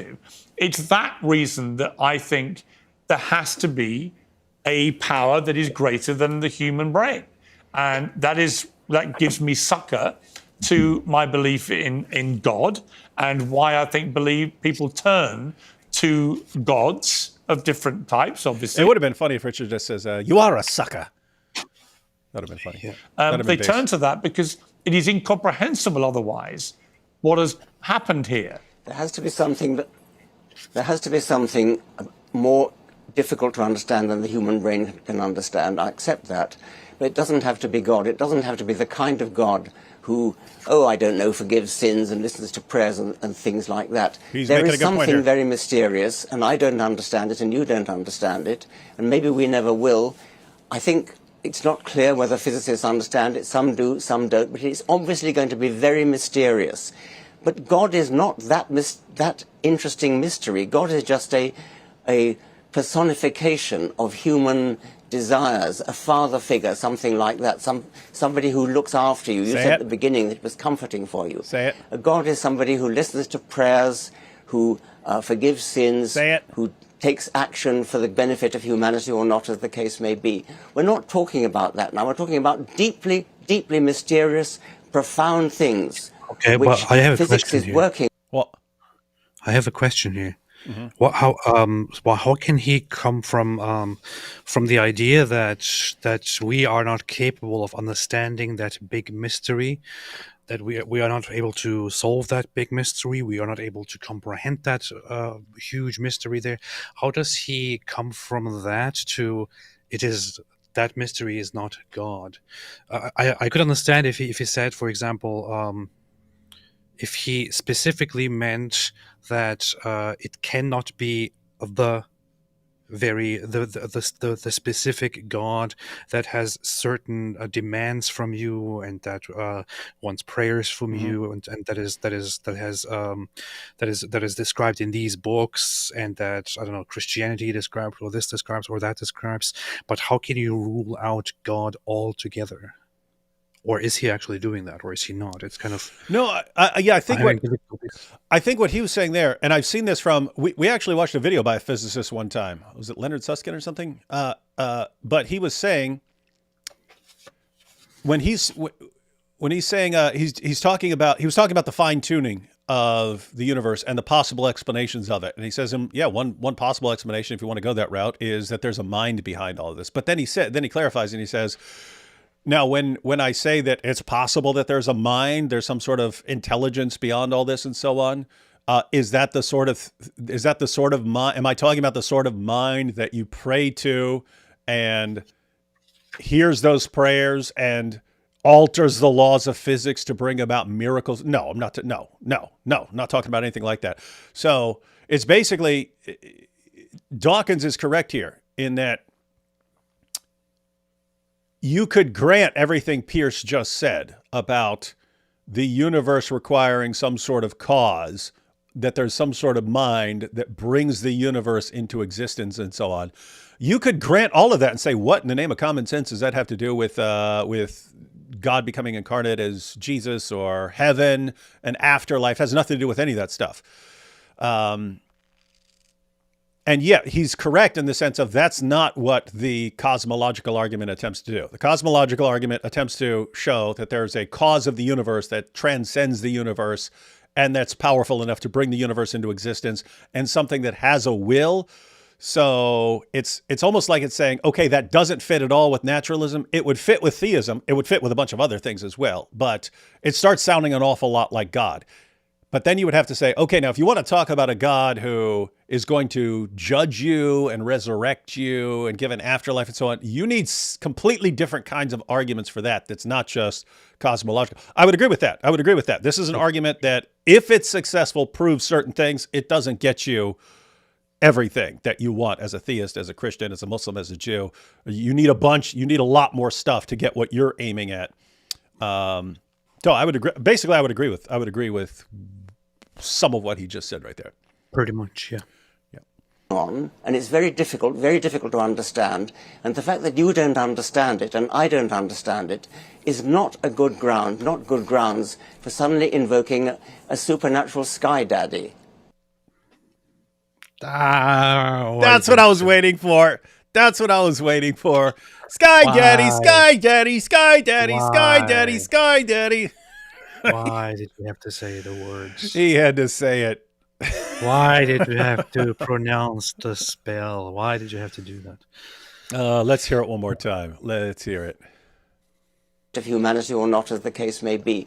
We're not talking about that now. We're talking about deeply, deeply mysterious, profound things which physics is working on, and it's very difficult to understand. And the fact that you don't understand it and I don't understand it is not good grounds for suddenly invoking a supernatural sky daddy. But if our genomes... No, why would you do that, mate? Pierce, you're the interviewer, I'm not, but the next time someone says sky, you have to... Did you just say sky daddy? You got to, man.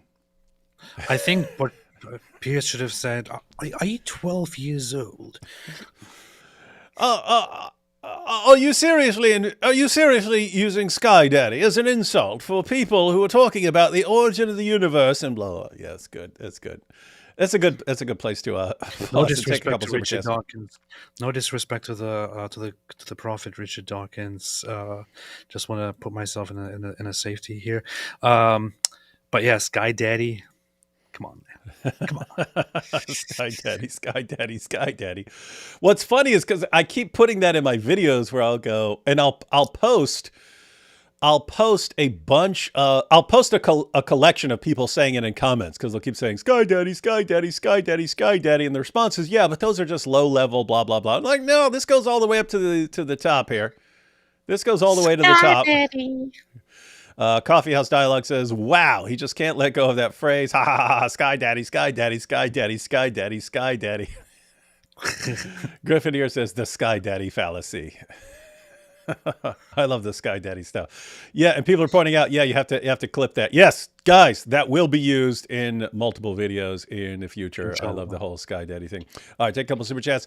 Tobias here says, I live near El Paso on the New Mexico side of the border area. You're gonna love it here. Make sure you get some authentic Mexican food. I'm sure I will, because Eric Hernandez is the one who set it up. And Eric loves his authentic Mexican cuisine, which we'll probably get from Taco Bell. Prophet Muhammad, peace be upon him, Peshab be upon him. I don't know how to actually pronounce that because it could be Peshab or Peshab or something like that, or Peshab or Peshab. Yeah. I'll have to get the authentic pronunciation down if that's going to be a new feature. Love the cause for the wigs and the epic jab to Islam. D Wood, win-win.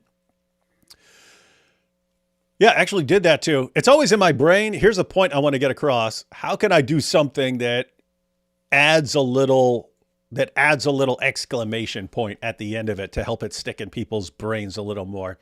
And so that's what that was. You want to stick things into people's brains? I love jabbing things in people's brains. Based. Dawkins still peddling Darwinism, 165 years, still no supporting evidence. Man in denial of biology as well as God. The truth hurts those who oppose to it. Well, you do have quite a bit of evidence of natural selection and so on. And But Paolo says, Dawkins starting to look like Mr. Burns. Echoing Erda. Thoughts on Dawkins' mild pedophilia comments? What? I am not familiar with those.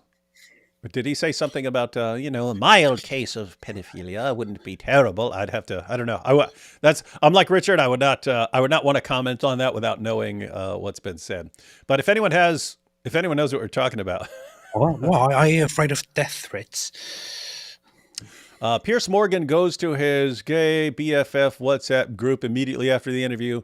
Hey guys, see, he doesn't think I'm a fool. Nice t-shirt, AP. You see, guys, Richard Dawkins says I'm not a fool.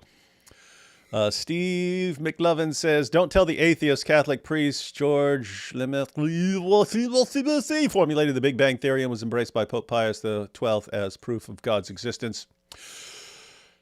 You had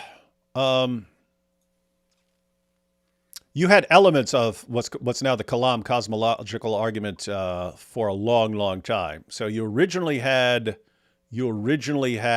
a heretical Christian arguing that the universe could not go back for all eternity. And then you had Muslims who actually picked up and turned that into an argument for the existence of God.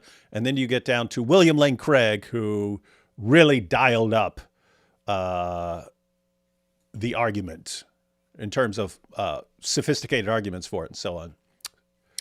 Wait a minute, I didn't know that. What? Pope Pius XII not only declared that the Big Bang and the Catholic concept of creation were compatible, he embraced Lemaitre's idea as scientific validation for the existence of God and of Catholicism. It is an interesting situation where you had various types of theists making an argument, and it just became common in atheism to claim that the universe has always been there, something like that. And you had theists saying no. And so when Hubble actually came up with evidence that there was a Big Bang, and later on with the cosmic background radiation and so on, then there was a thing in physics where people said the physicists are now rushing to church and so on, because it had become built into the idea that, okay, theism is much more compatible with the beginning of the universe, and atheism, we kind of need the universe to be there forever because we're going to have a lot to explain if a universe popped into existence. So then when it actually happened, it was interesting. Uni 1 verse word, God's spoken word. Uni verse, one verse, one word, God's spoken word. Interesting. Slim Shady is right. No goat can cause a universe. Snudgewick says, Muslims, don't say three. Dawkins, don't say before.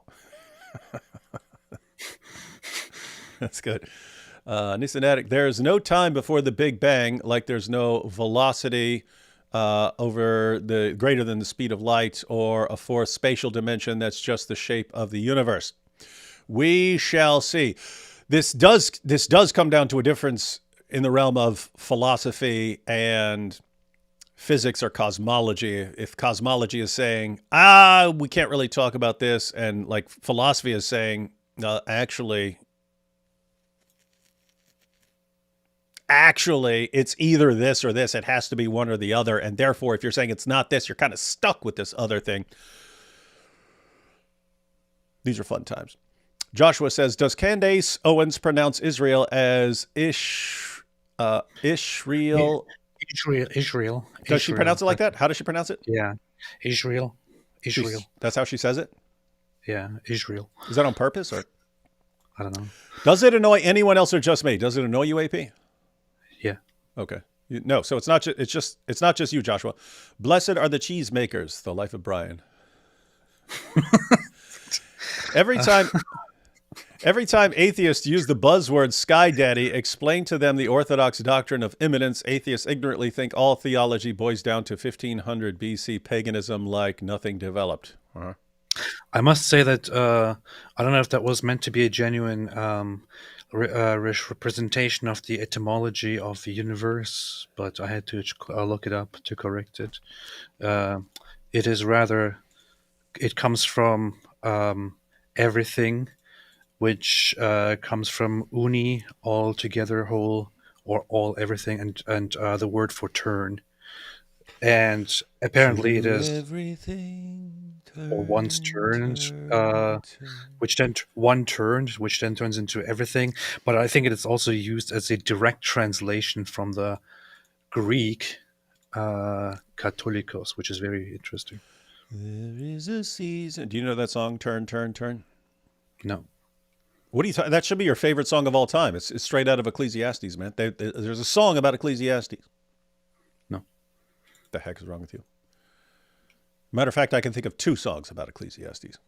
Hey, you know, it's funny. I'm looking at the etymology of universe, and then there are similar words that also include verse, and then it says Juniverse, the Jewish world in general. that's weird. Nice. That's interesting. Let's see. Snudgewick says, dyslexic atheist. How did wife began? It's not dyslexic. Beatrice said, that would be more like the guy from Princess Bride. Marriage. AP, nothingness isn't there to be changed nor change anything because it is not there. It is impossible for my sister Julia, who does not exist, to ride a unicorn. Do you understand? Based, yeah. I'm not arguing. Yeah, because you can't refute the point. Can everyone just stop being a physicist? They should. Apostate physicist, thumbs up. That'd be a good name. Everyone needs to be apostate something now. Fern the Fig says, if you choose to study biology instead of physics, then your brain is automatically interior. Did you want to say inferior? Joshua says, D. Wood, your group going from Surah 2 to 114 is for your apologetic circle only, and mad respect for Dawkins for saying in his field of expertise like theology, for staying in his field of expertise like theology. Yeah. No, this, I mean, it's going to be a private group in the sense of we don't want an open free for all. That sounds like a funny dig. Yeah. For staying in his field of expertise like theology. Yeah. Yes. This is what I talk about constantly. I'm an expert in the Bible and everything else. And suddenly, hey, what about physics? I'm just a biologist. I don't know about that, and I can't talk about any of that. Fair enough. Yeah, no, Joshua. Yeah, this will be in a private group in the sense of we don't want a free-for-all as it's going along with a bunch of people arguing with us and stuff. It'll be like it'll be a separate group. But no, I will put out an announcement for people who want to be involved. We don't want like a ton of people involved, but we want I don't know, fine with 10 or 12, but could be 20 or 30. I don't know. But it's basically all this stuff's going to be available. So people don't actually need to be doing it. We're going to take like 6 or 8 months, flesh everything out, thoroughly develop the argument, and then put it all out there. And we'll be making lots of content along the way. So as we're going through Surah 2, we'll be making videos about Surah 2. As we're going through Surah 3, we'll make videos on Surah 3. Eventually, we'll go through the entire Quran. We'll have everything. We'll have the argument all ironed out. And then we will put it out there for people to use. Solaria says, come now, friends. It's simple. The singularity at the beginning of the universe is simply a limit beyond which our space-time manifold no longer has cohesion and another reference frame is required. Yeah, just say that. Sky Daddy emote, please. Maybe 1 + 1 + 1, 2. What's an emote? Is that like an emoji? Sky Daddy emote. It's like I don't know how to describe it. It's like a thing that you do to signify a certain thing, like a sign, a move, something like that, or a symbol. Yeah.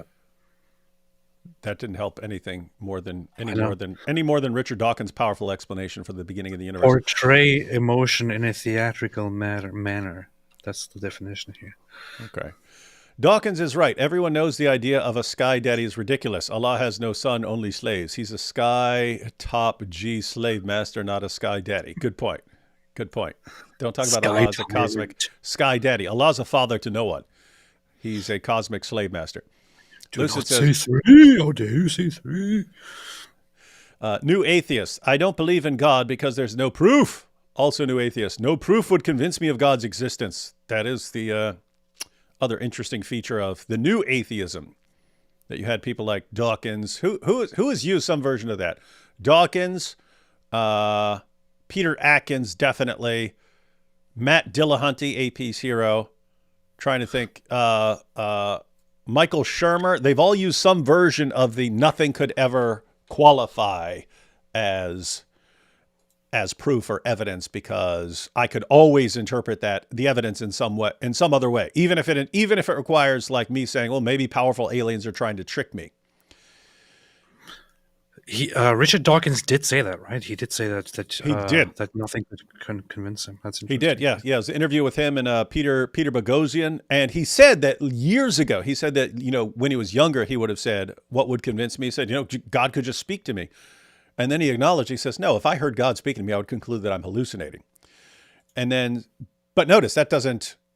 You could say, okay, what if a bunch of people hear it at the same time? And they say, well, maybe it's a conjuring trick by David Copperfield or something like this. And so anyway, they keep going more and more until it's like, okay, what if God wrote a message out in the stars? Richard Dawkins, believe in me. Then they start talking about, well, how do you know there aren't powerful alien tricksters who are doing that and so on? So the point is, there's nothing that God could do for someone like that would qualifies. Keep in mind, God could appear before you, start blasting lightning bolts. And if you're the only one who sees it, then you say, maybe I'm hallucinating. If a bunch of people see it, maybe it's a powerful alien tricksters. And so that's up to you. You can have a methodology that won't allow anything to contradict you, but it's weird for people to say, hey, I've constructed a methodology that's impervious to evidence that refutes me. And then you run around saying, what's your evidence? Come on, theist, what's your evidence? You can't show us that God exists. Well, no, you can make yourself impervious to evidence and not accept anything. I'm going to make a video probably this week. I might make this week. I've always wanted to make a video saying, because I do this in the comments section, when a troll, guys, so I'm not talking about an atheist who wants to have an actual serious discussion about the evidence. You have the trolls who just go ahead and prove to me that God exists. Come on, where's your sky daddy? That's not a person who's interested in a serious conversation. So over the years, I've developed a little method that is 100% effective. They say something like that. They say, go ahead, prove to me that your sky daddy exists. And I go, first prove to me that you exist. I'm going to play skeptic.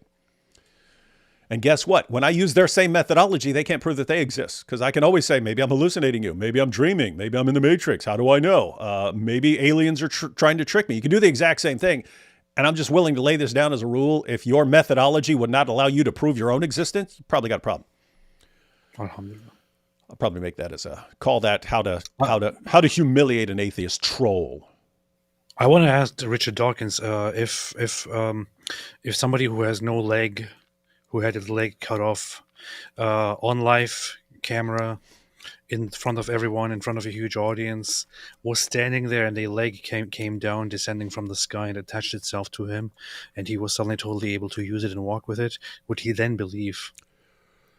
Based on what he said with Peter Boghossian, how do you know that's not powerful alien tricksters or some other thing?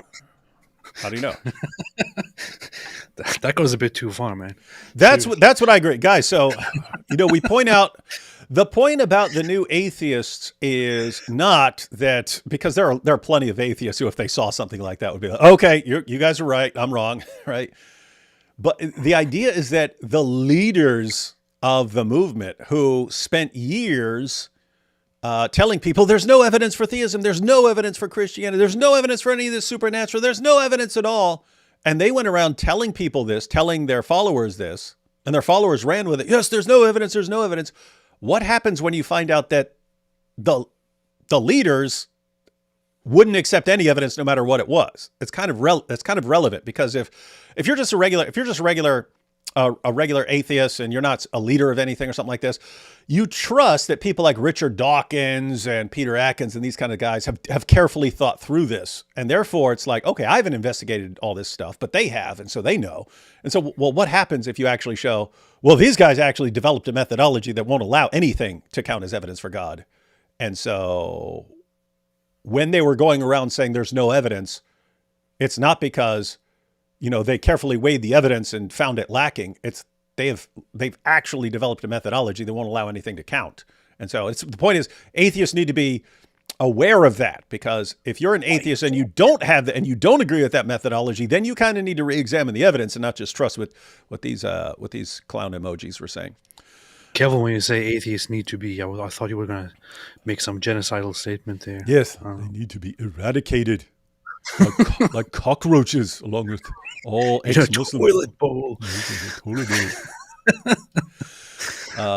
Pay plus shab pay plus shab equals peshab. Peshab.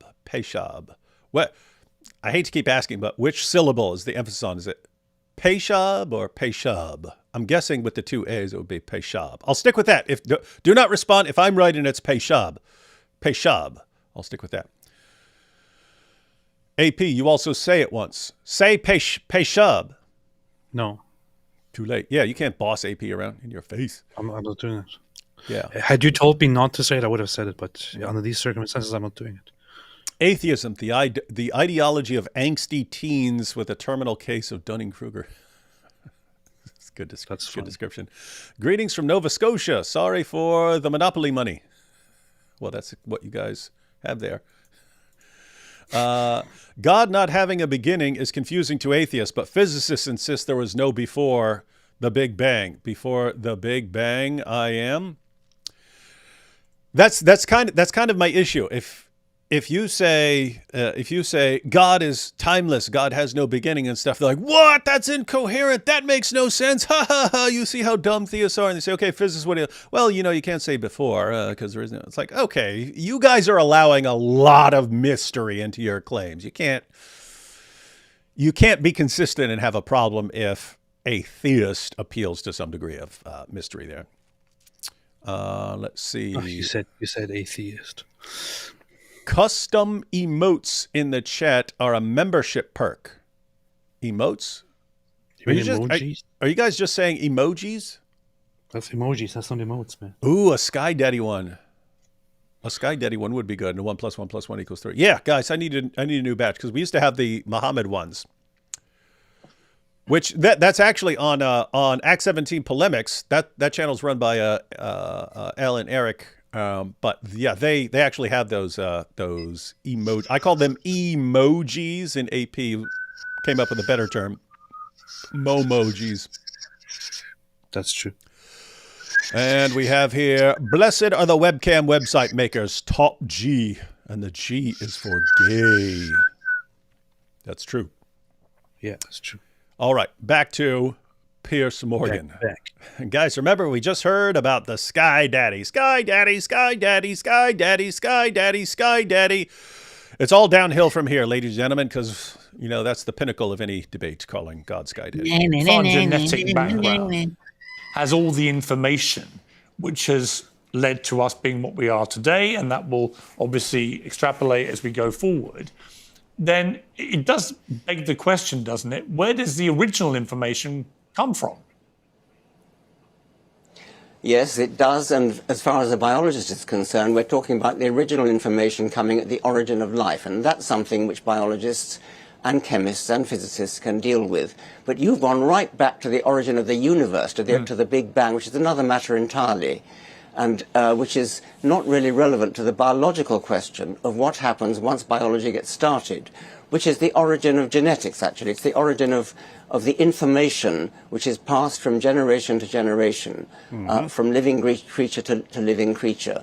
That started maybe 3.8, maybe 4 billion years ago. The universe started more like 13.8 billion years ago, which is a much longer time ago, and which is a totally different question, nothing to do with biology. But doesn't code have to have a coder? That's a good question. However, it's so funny. Pierce really, like, whether no matter who you agree with, he really doesn't understand the topic, and really doesn't understand the distinction between the two topics.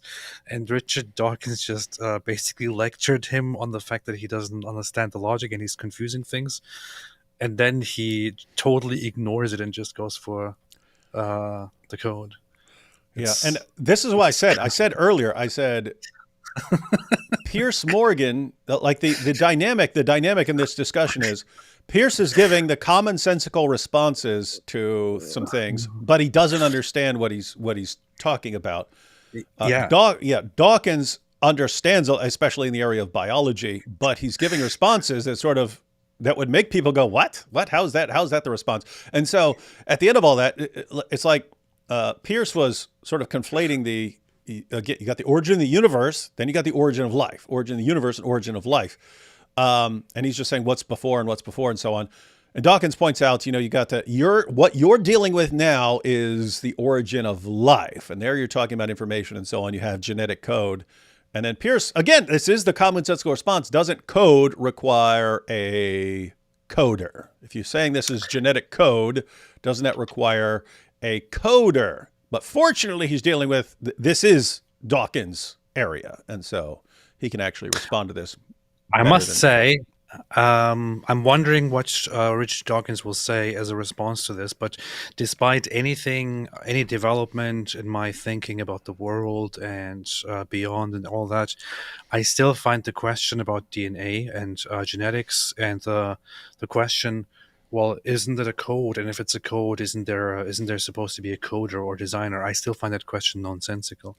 No, because it's a very good question. And I think it's explain you why after you say, because you're stupid.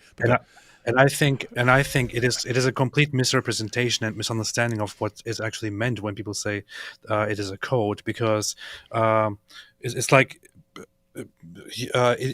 people, when they ask the question, make it look as if DNA was a code, as in designated symbols like letters, like it's a book. Like we have a book here, and this book has certain letters that all mean something, and you go through it, you can clearly identify those letters because you have established these letters in order to communicate in intelligent ways things to people who also share the same intelligence and the same understanding. That's exactly what it's like. No, it's not. It's exactly like that. Okay, let me finish. Okay. So here's an example. It is not like symbols put together. It is more like patterns that come into existence by a certain thing over millions of years, shaping and forming itself and collecting and learning and developing. And you then see, okay, up, down, sideways, and so on. And you can establish then. You can name it. You can give names to the pattern that you see, and you can call it A, T, C, and so on, which is what they do. And then you can call it a code, but it's not really technically a code. It's not like there are letters written down that you can find and identify. It's not like a book. It is more comparable to a ball rolling down an endless hill and then shaping itself depending on whatever it lands on its way down that hill. It's more comparable to that than to a book, for example. So there doesn't have to be a coder for that. AP, I agree with you a lot, but everything you just said is complete, total nonsense. Well, it's the DNA. facts. DNA is it's basically a 4-letter language. It's a 4-letter language. It's A, T, G, and C, and based on the sequence of those, it's a set of coded instructions. It's a set of coded instructions for building everything that you are. Now, the language of DNA, it's this 4-character sequence, but then proteins are coded in a completely different alphabet. So it's written in amino acid sequence. They call the process by which you take the codes in DNA, the sequence in DNA, and put it into the language of amino acids and proteins. It's called translation. They call it translation because you're translating from one language, the language of DNA, to another language, the language of proteins. They're 2 different languages with 2 different sort of alphabets, if you will. But the point is, yes, it's not our same alphabet, but it functions in exactly the same way as an alphabet. So if you take a book and it has all these words that are supposed to do all this thing, if you thought of a set of instructions on how to build a computer, So here are all the parts that go into this, and here's how to assemble those parts and so on. That's exactly what DNA is. It's a long series of a set of coded instructions that then other parts of the cell will read that. That's transcription. They're reading the code, and then it goes and it translates it to build the proteins, and those proteins build you up. So Dawkins would totally agree that this is language that functions very similar to human sets of instructions. What he has to argue, and what he's about to argue, is you can get the sort of beginning, some very simple versions of that by chance. By chance, you can get some molecules coming together, and you can get a self-replicating molecule. And once you have a self-replicating molecule, in other words, some sort of section of coded information that it could be easy enough, let's say, to develop by chance. Then once you have that, if it's replicating itself, if you have a molecule that replicates itself, then you can start getting mistakes in the replication. And once you have the mistakes in the replication, then you can start getting selection, and you start getting mutations and then selection. And the idea is that this could all eventually get you life. Now, the problem with that is you need, again, we started this off by talking about causal adequacy and just saying, hey, we could have gotten a self-replicating molecule by chance, and somehow little mistakes in the self-replicating process can somehow get you all the components necessary for a living cell, and then you can start getting evolution based on that, and eventually get to all the living things around us. That's a huge step. So I would agree. Maybe you get some sort of self-replicating molecule or something like that. The idea that you can then this will somehow transform into all of this. That's a pretty huge leap, and that's what we're talking. So anyway, keep in mind, this is what I'm talking about as far as these being important admissions. He's saying in the realm of physics, we can't understand this. Yes, it's counterintuitive, but we can't even talk about it because it's before, and we can't talk about before. And the origin of life, he's about to say we don't know. We don't know how it works, and we don't know how it arose, and maybe we never will. And that's fine, because keep in mind, if you're talking about something that happened a long, long time ago and you weren't there and you can't repeat it, then yeah, maybe you don't ever know. But I do find these some interesting admissions. But you're still moving away from the actual point, which is that, for example, when it comes to DNA, without talking about anything else, right? Mm-hmm. There in that case, we don't have, for example, we have ATCG. We don't have what happens there is not that these are like letters or like a They're language, exactly like letters, which actually forms and then gives you coherent descriptions of things. It's not like a book that you can open and read.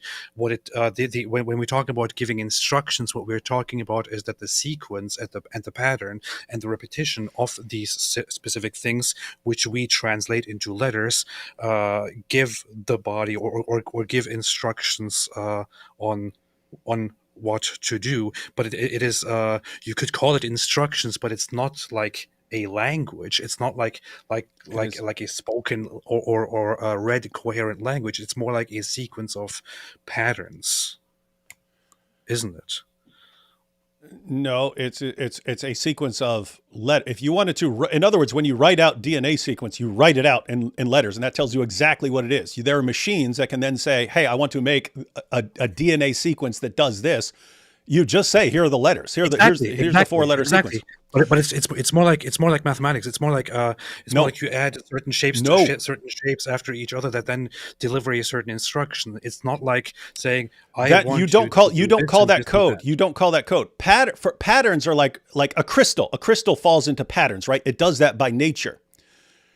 A four-letter sequence, there's nothing that says, okay, after this A, let's have a G or something like that. There's nothing that where you just fall into these patterns by nature.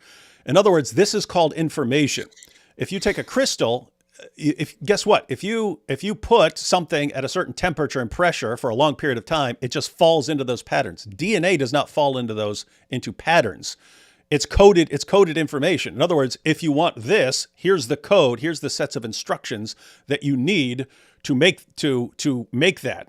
And it has to code that because it'll be a long sequence of amino acids, but the features of those amino acids, they cause folding. So in other words, once you put this set of letters into this and then you let it go, it folds up. It folds up into a structure. And so it is much more similar to a set of instructions that would build a laptop than it is something like a crystal, where just by nature things fall into these repeating patterns or something like that. That's the point. It's not a repeating pattern. It's not a repeating pattern. The difference is in the sequence. They're what define what structure these parts are going to have. And if you get a mutation on one of those, in other words, if you get a T instead of a G at some point in a sequence of millions and millions of the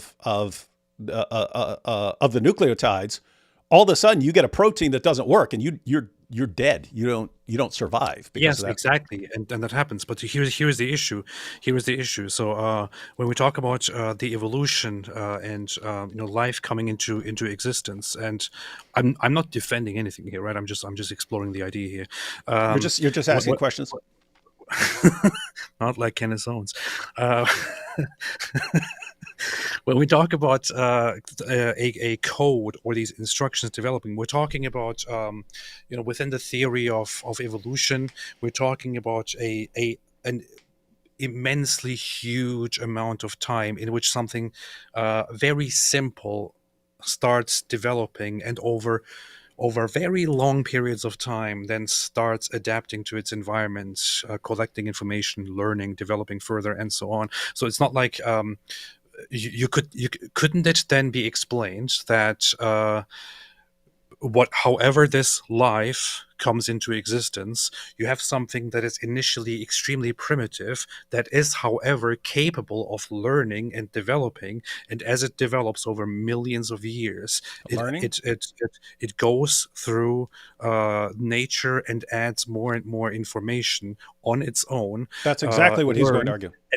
And creates the code and builds it up forever and ever and ever and ever and ever and ever. You don't have to necessarily believe that this was designed. You could believe that this life came into existence as something that is capable of learning, and we can then talk about how that learning came into existence, what gave it the ability to learn. But you don't have to necessarily conclude that this was out of necessity designed, because it doesn't come written from the very beginning. It comes as something that can learn and write over millions of years. Yeah, that's what you would argue. But what you're basically arguing is, and they'll even use this as examples. So they'll say, okay, how would you get this book, the Quran? Well, maybe, you just toss a bunch of words into a giant blender and then it comes out and so on. If you wanted an actual set of instructions on how to build a computer, and you wanted to get there by purely natural processes, you'd have to say, okay, you get something extremely simple at first, just a couple letters, something that you could reasonably believe could come together by chance. And then over time, there are mistakes in it, and some of those mistakes will be beneficial, and others wouldn't be. And over a period of millions of years, you eventually get more and more sophisticated things. That is the argument. But they are all talking about this in terms of language, and they'll use this as an example. So think about language, a letter. If you're just tossing words, if you're just tossing letters, let's suppose you took a bag of Scrabble letters and you mixed them up. You grab a couple letters, you toss them on the table. Well, a bunch of those aren't going to spell anything. They're not going to give you any information and so on. Sometimes, just by chance, you'd get a word, the, or something like this. And this is why they used examples in the past, like a bunch of monkeys typing on a keyboard. Eventually, if you had it long enough, if you had an infinite amount of time, then you eventually start getting to entire books and so on. So that's the claim. Does that actually explain things? In other words, think about what Stephen Meyer said in that clip. He said, inference to the best explanation. Can you say, yes, this all just happened? Yes, some primitive life formed, some primitive self-replicating molecule formed and then developed over time and so on. A lot of the new atheists are saying, prove to me that couldn't have happened. Prove to me that that's impossible. Whereas Stephen Meyer said, I'm not trying to tell you what's possible or impossible. I'm saying that saying it just happened is not the best explanation. When we see massive amounts of coded information. We have a really good explanation for how you end up with massive amounts of coded information based on all our experience. So when you guys say, no, we have massive amounts of coded information that just got there by nature, and we never observe that sort of thing, the claim is that's not the best explanation. The best explanation is a coder, as Piers Morgan would say. Well, I have a problem both with the idea of saying, well, prove to me that it wasn't, prove to me that it was a coder, or prove to me that it didn't just happen on its own. I would never claim that I even remotely understand how it could come into existence. I would think one of the most baffling thing to me would be how you can explain that life can come into existence from non-intelligent, non-living beings, like abiogenesis, and then but making direct and clear and certain assertions about this is how it happened, or this is definitely not how it happened, I would never do it, and I kind of look in. I feel surprised and a little bit shocked and baffled at all those who do claim that one or the other of these two explanations is the better or the best or the obvious explanation. There is a massively better explanation. Dairo here pointed out you don't have infinite time. Yes, I know that. The point is that was the claim. And it's been pointed out. By actual mathematicians. No, it doesn't matter how many. It doesn't matter even if you had infinite time, you would not type out Romeo and Juliet by chance. But if you had limited time, you're definitely not getting something like Romeo and Juliet by chance. And then you have this other idea here. Richard says the burden of proof is on Christians, not atheists. Richard, this is part of the problem with the new atheism and its stupidity. We're talking about the origin of life. We're talking about the origin of life and what's the best explanation. If a Christian argues, hey, the best explanation for the origin of life is all of this, and you say no, the better explanation is it happened by chance. What are you talking about? The competition, what you're competing for is to say what's the best explanation. What do you mean the burden of proof is on we're literally just talking about this. I'm going to stick with this position. Now prove to me that I'm wrong. You guys are making claims too. You're saying massive amounts of coded genetic information can arise by chance.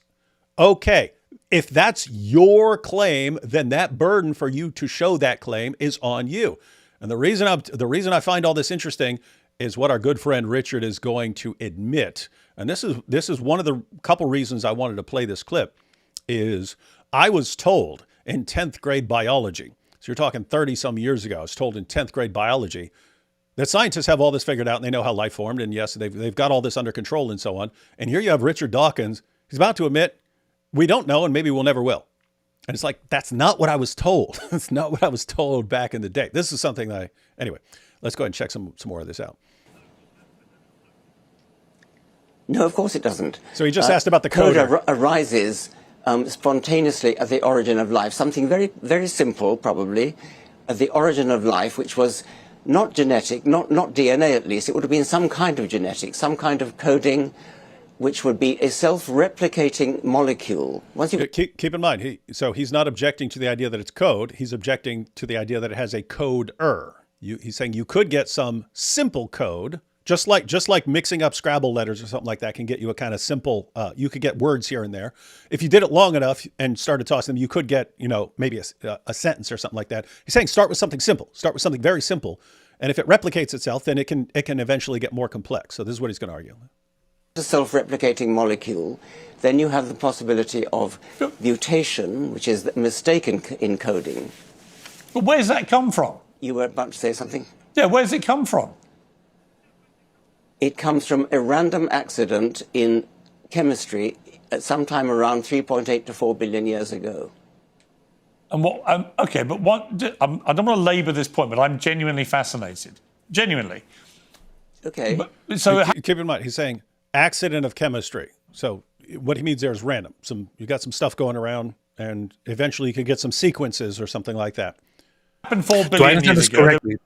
Do I understand this correctly? Because this is what I always think, or what I think about this assumption or theory or hypothesis. Although it seems like Richard Dawkins here is asserting that this is exactly how it happened, but that although there is no initial position where there is a body, let's say, that simply starts learning things and coding.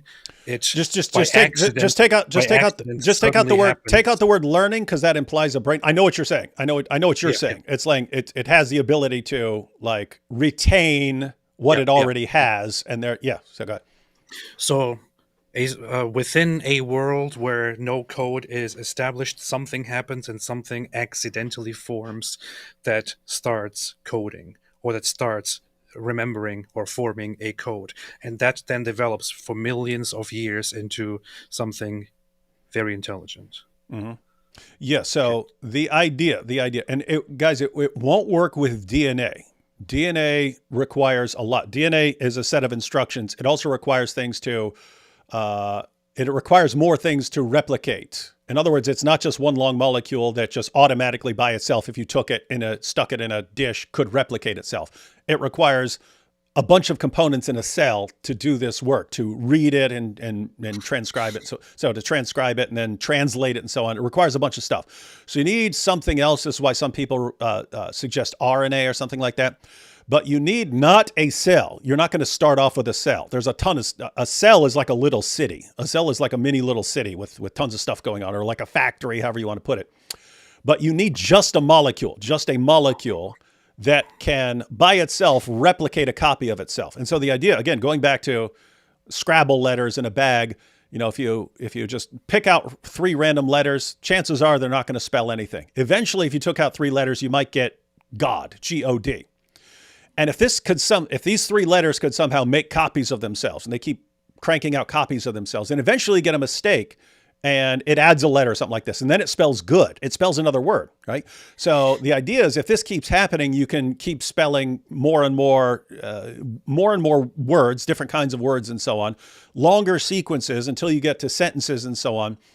And so the idea is ultimately you can get all this until you have like a functioning living cell. And then of course, then you go from single-celled organisms to multi-celled organisms and so on. And then it keeps continuing and so on. The question is that reasonable? And what you'd want to say is, if you're actually defending the idea, this is a problem. And there's a problem with someone saying the burden of proof is on you. What you're saying is massive amounts of coded information. You're talking about all the genetic code for every living thing that has ever existed. Every species, every life form that has ever existed is tons and tons and tons of coded genetic information. Is it the best explanation that there was an accident at the beginning and you had something simple and then it over time turned into all of this? That's the question. And when Dawkins, as he's about to admit, is maybe we'll never understand how this happened and so on. It's important for me. It's just important to acknowledge, okay, we're not saying we know how this happened or something like this. We believe that it happened, but maybe we'll never understand how it happened or something like that. But we'll let him break that down, which again, I think is good. It's better to be honest and say what you don't know and what you're still working on than acting, which is like lots of atheists act. They act like they all figured this out and they act like this experiment or something showed that. No, it hasn't. It's this chemical thing, whatever. But what was there before the chemical thing? Okay, that was a dumb response. What was before the chemical thing? Okay, he explained. I don't want to stop at every sentence. Okay, he explained you have some sort of, when he says chemical accident, he means you had some molecules that came together and stuff, and they formed a sort of primitive code and so on. And Pierce's response is, what happened before that? Okay, that's not the question you should be asking. Is it reasonable that you had this coded information? What I would say is, okay, then can you give us some examples of molecules that can come together by chance and be self-replicating? So you could just by an accident end up with a sequence of coded information, and it's the kind of thing that replicates itself and the kind of thing that can make mistakes and evolve over time. What's your evidence for that? Give us some examples where we know and we can test that this sort of thing happens, Instead, it's what happened before that. So he's asking the same question about the origin of the universe, not understanding. It doesn't matter what happened before that. It doesn't matter what happened before that. If by accident you ended up with the sort of thing Dawkins just claimed, well, then you might have something that gets the process started. And he's just saying, okay, what about before that? That's weird. Well, there was chemistry. There was plenty going on before then, because we've got about 11 billion years, 10 million years to play with there. So there was plenty going on. What happened 4 billion years ago was a spontaneous, accidental arising of a molecule which made copies of itself. That was a very improbable event, admittedly, a very improbable event. But once I just want a little point here, guys, because that's a big understatement. But yeah. Yeah. Molecule that makes copies of itself. Once you get that by accident, guys, that's pretty, a set of coded, just some sort of coded thing. I mean, just imagine you get a coded sequence and all of a sudden, like instantly you can start making copies of itself. So here's what you need. You need some sort of molecule that forms, and it's actually coded information by chance. And I agree, you can get some level of code by chance. But it has the ability to make copies of itself, right? So that's one. You need the coded information. It needs to already have the ability in it to make copies of itself. Now that's like, oh, that's interesting. It forms and it can make copies of it. I mean, imagine something, even if it's something simple, like a box or something like this. And I say, hey, this box formed and it can make copies of itself. I'd be like, what? The thing can make copies of itself? That's already interesting. So it makes copies of itself. That's a requirement. But two, it doesn't make perfect copies of itself, because if it made perfect identical copies, you never get the variation. So it doesn't make perfect copies of itself. It can make mistakes. But three, it doesn't make wildly different copies of itself, because if it was just random, if it made like random sequences, if it made random sequences, then you're not going to preserve any sort of valuable characters in it, right? So the point is, you need something very specific, and it needs to be this sort of molecule at the beginning. And somehow this, over time, develops into the components to make a living cell, which is composed of lots of stuff, even the simplest living cells. You say, oh, you have simple cells. Even the simplest living cells require hundreds of proteins to be working. This is massive amounts of coded information for a living cell. But then the whole process has to start over.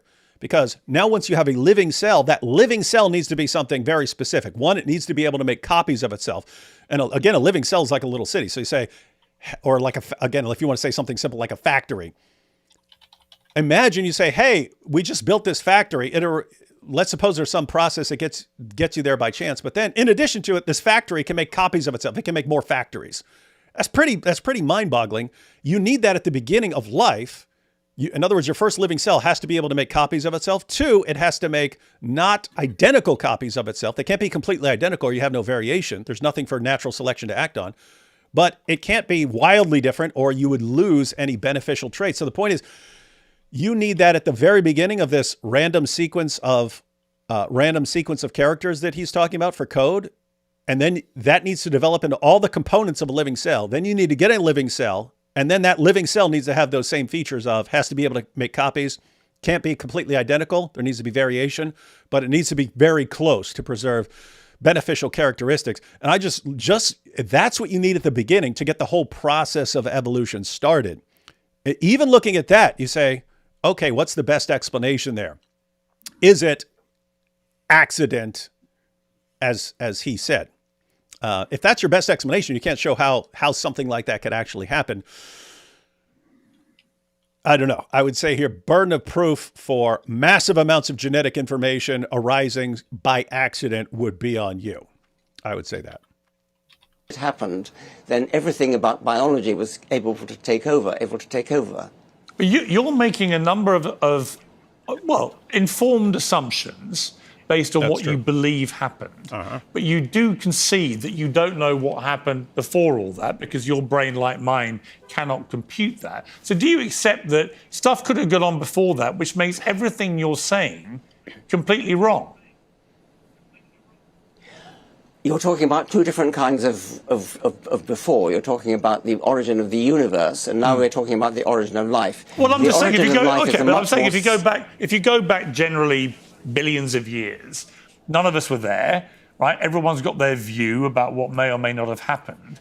But do you accept that the way that your brain has computed what is likely to have happened to get us to where we are today, it could be based on a false original pretext?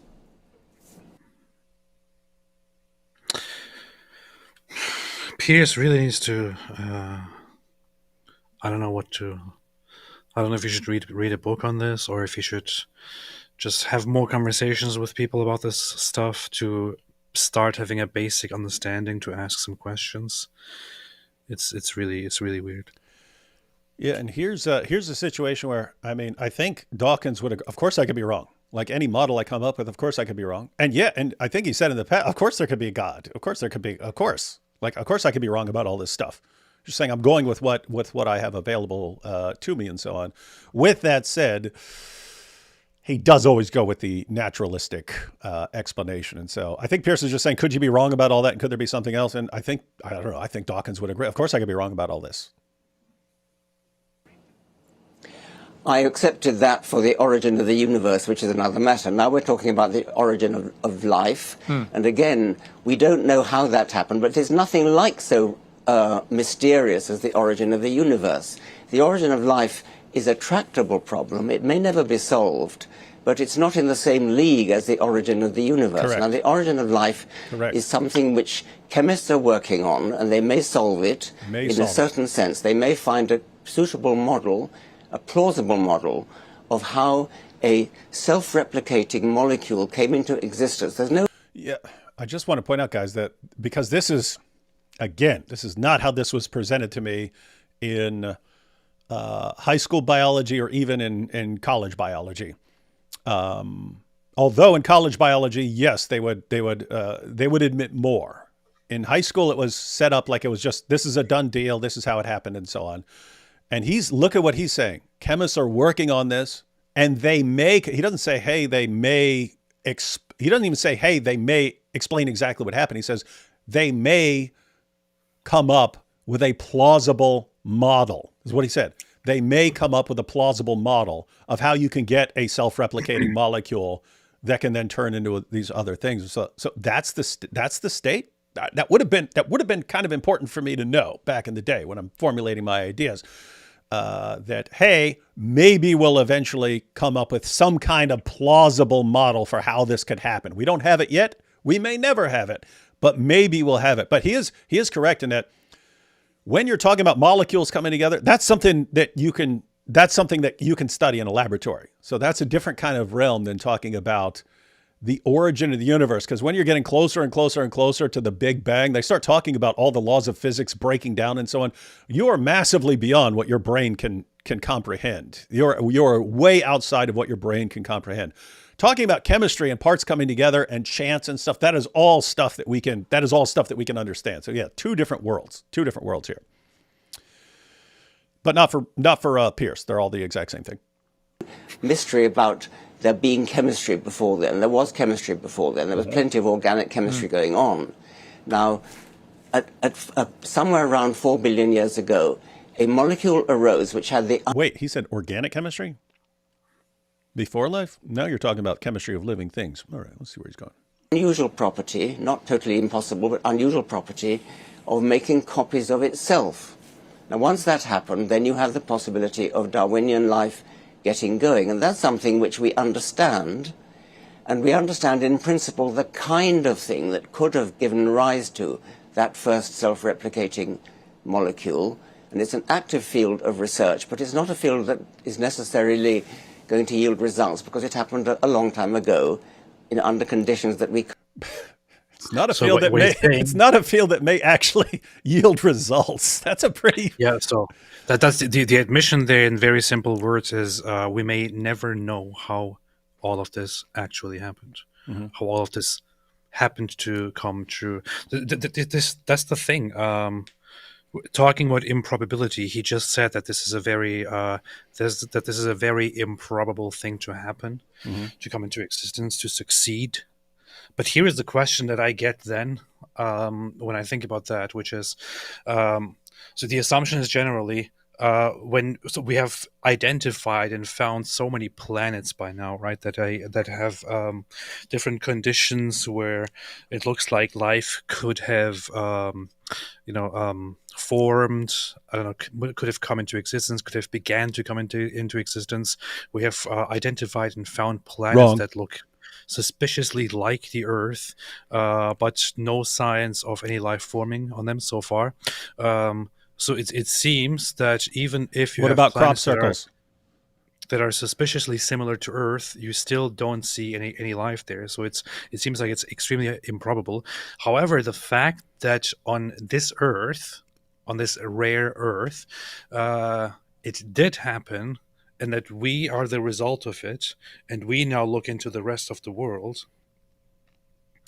Couldn't it be that we simply happen to be a result, since considering that there are so many myriads of different planets in this universe, we don't even know how many, that we are the result of this extreme improbability, and because it is so amazing and so astounding, we are thinking, wow, this is highly improbable. How is this even possible? The problem is, it is possible. It is highly improbable, but it is possible. We are the evidence for that. Couldn't it be that we are just a little bit deceived by the fact that it is so improbable, which is why we are arguing about what could be the cause for all of this? Couldn't it be that it is just totally a natural process, that it just happens to be extremely improbable? Why could we not just accept that as a possible explanation? Because what you're actually asking is, again, it's in terms of causal adequacy. Does saying, hey, there's a big universe and weird things happen and improbable things happen all the time. Improbable things happen every day, all over the place, in things that we're familiar with. Is that a good explanation, or let alone the best explanation, for the origin of life? And this is why he said chemists may eventually come up with a plausible model. Guess what? That's all people are looking for, in the sense of, show us that this could actually happen, right? This level of improbability. Show us that this could happen. Because what you're saying is, hey, the universe is a big place. You've got all these different planets, weird stuff happening on all these planets. Why couldn't this happen? People don't really grasp how improbable this is. Human beings are good at dealing with, coin flips. Hold on, David. Hold on, David. I'm going to interrupt you right there, just like Piers Morgan. Yeah. No, but there is a distinction: impossible versus improbable. Yeah. Do you admit or not that it is possible? Possible in the sense of logically possible. Yes. There's no contradiction. Good. There's no contradiction involved in saying it. Good. Do you admit that it is extremely and highly improbable, yet it could still occur? Even something that is extremely improbable could occur more than once, right? Yes, things that are extremely improbable could happen more than once. Here's the issue. Thank you. Continue. Here's the issue. When we're talking about the probabilities, human beings are good understanding probabilities like coin flips, 1 and 2, probabilities dealing with dice, right? It's the probability is just desired outcome over possible outcomes. So if you're rolling a dice, 6 possible outcomes. If you're looking for the odds of rolling a 1 on a 6-sided die, it'd be 1 desired outcome, 6 possibilities, 1 in 6 chance of rolling a 1 on one roll of a good die. So we're good at dealing with these. We're bad at dealing with 1 in 21 million or something like that. That's why people keep playing lottery over and over again. They don't understand. You're probably not going to win this stuff. Once you start talking about 1 in 10 to the 40,000th power and stuff, we're terrible at understanding how improbable these things are. Now, here's the thing, AP. Here's the thing. People have actually done the math. They've actually done the math. You can calculate the odds of a single medium length protein. So medium length in the sense of what actually performs important functions in your cell and what's the average length of those proteins, you can actually calculate the odds of a medium length protein forming by chance. In other words, what's the probability that these two come together? What's the probability that then this one is added on? Then this one, you get a functional protein.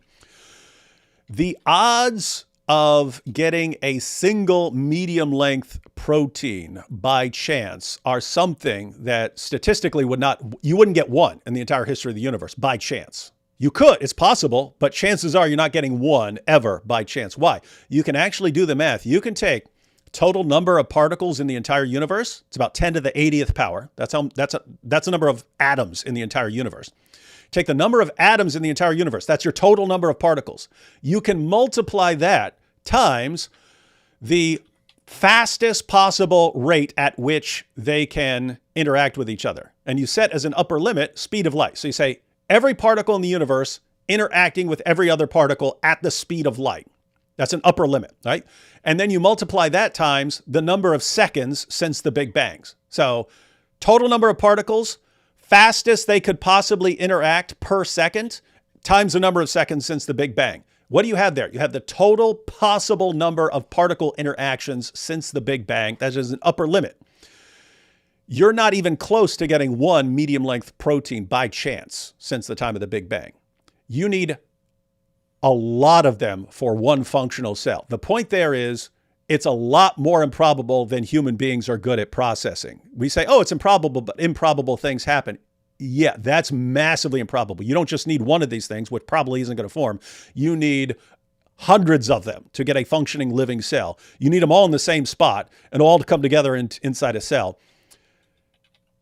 That's a little story here. So in high school, took biology, thought I had all this stuff figured out. Later on, took chemistry and so on.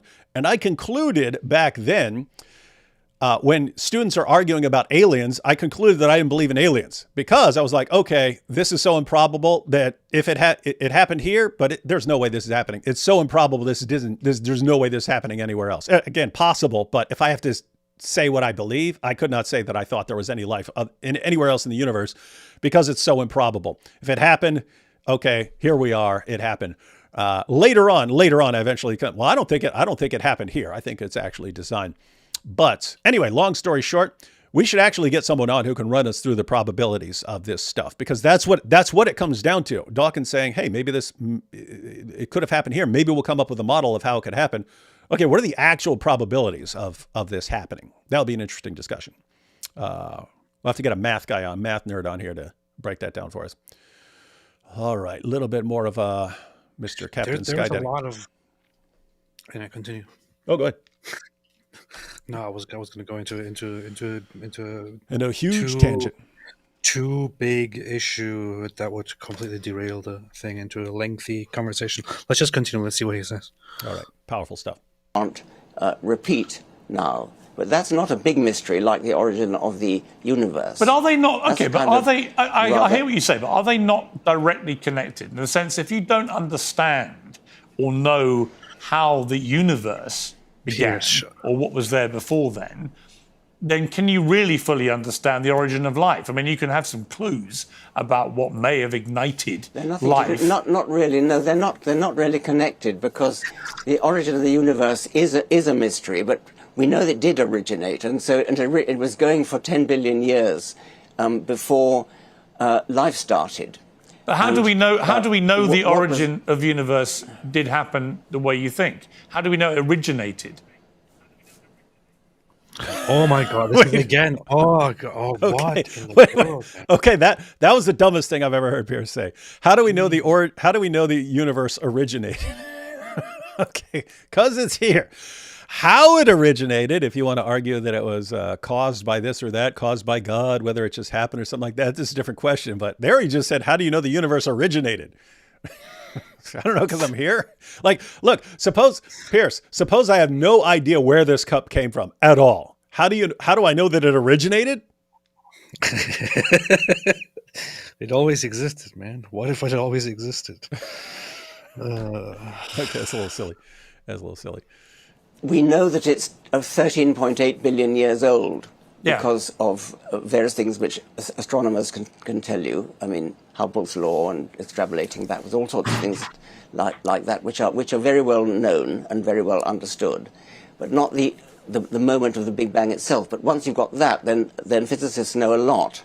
But we're not talking about that. I'm talking now about I get it. You are talking now about the origin of life. I understand there are two different things in your head, but I'm saying that the two can't be completely It's not just disconnected, different. because clearly They are not in his head. They are two They- different things, man.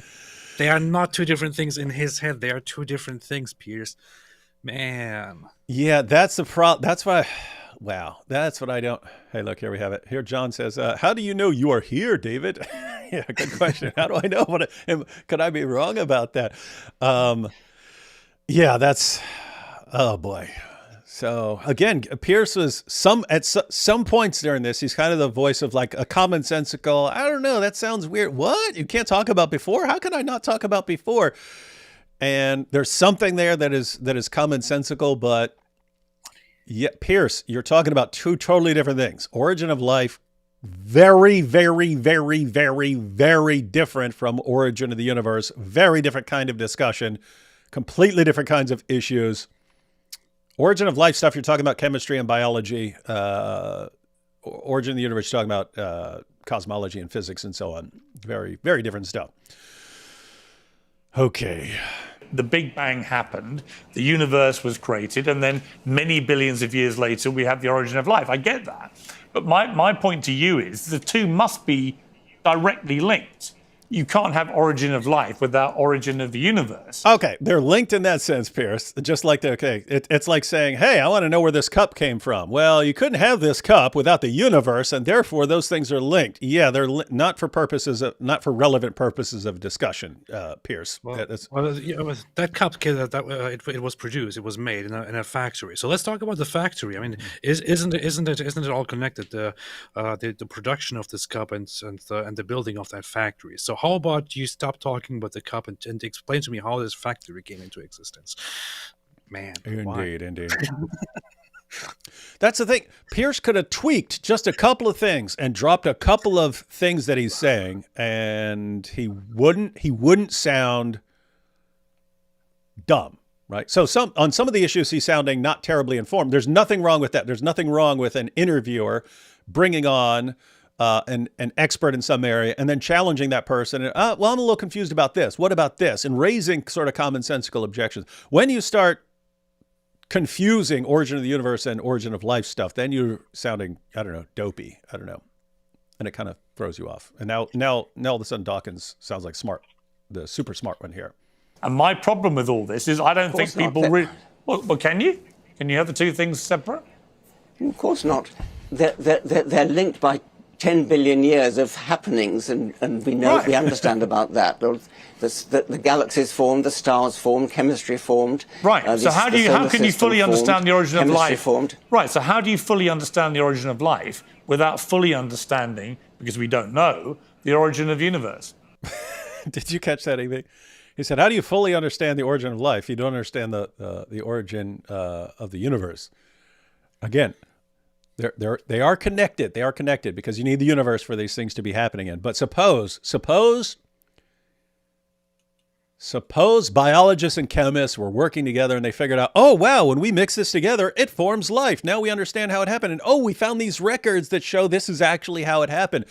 You could hypothetically do all of that and understand all kinds of things about the origin of life, even if you had no clue whatsoever how the universe came into existence.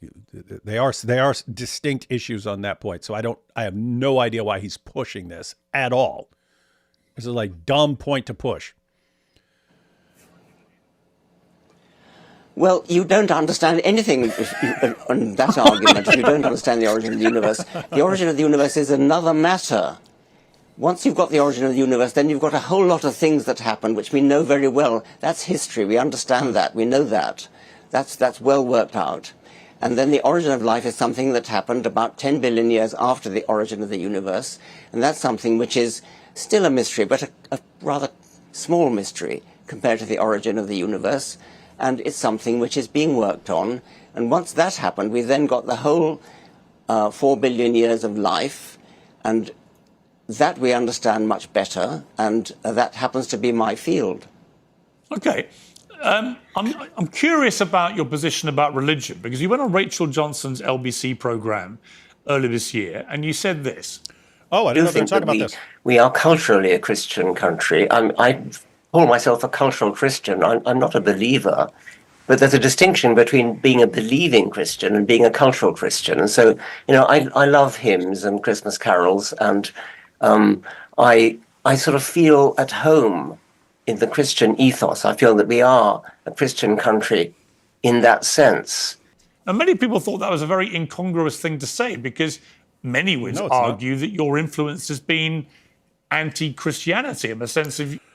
Okay, no, I got that. I was thinking incongruous. No, you could be the biggest atheist in the world and say I like hymns and Christmas carols and so on. You could be an atheist and say I love the sound of the Islamic call to prayer. I really love hearing it. It's the best sound in the world. I don't believe in Islam, but I really like the sound of the call to prayer. But there he pointed out, like, wait a minute, you're sounding, when you're talking about liking cultural Christianity and so on, but not liking Christianity and attacking Christianity, there is that issue.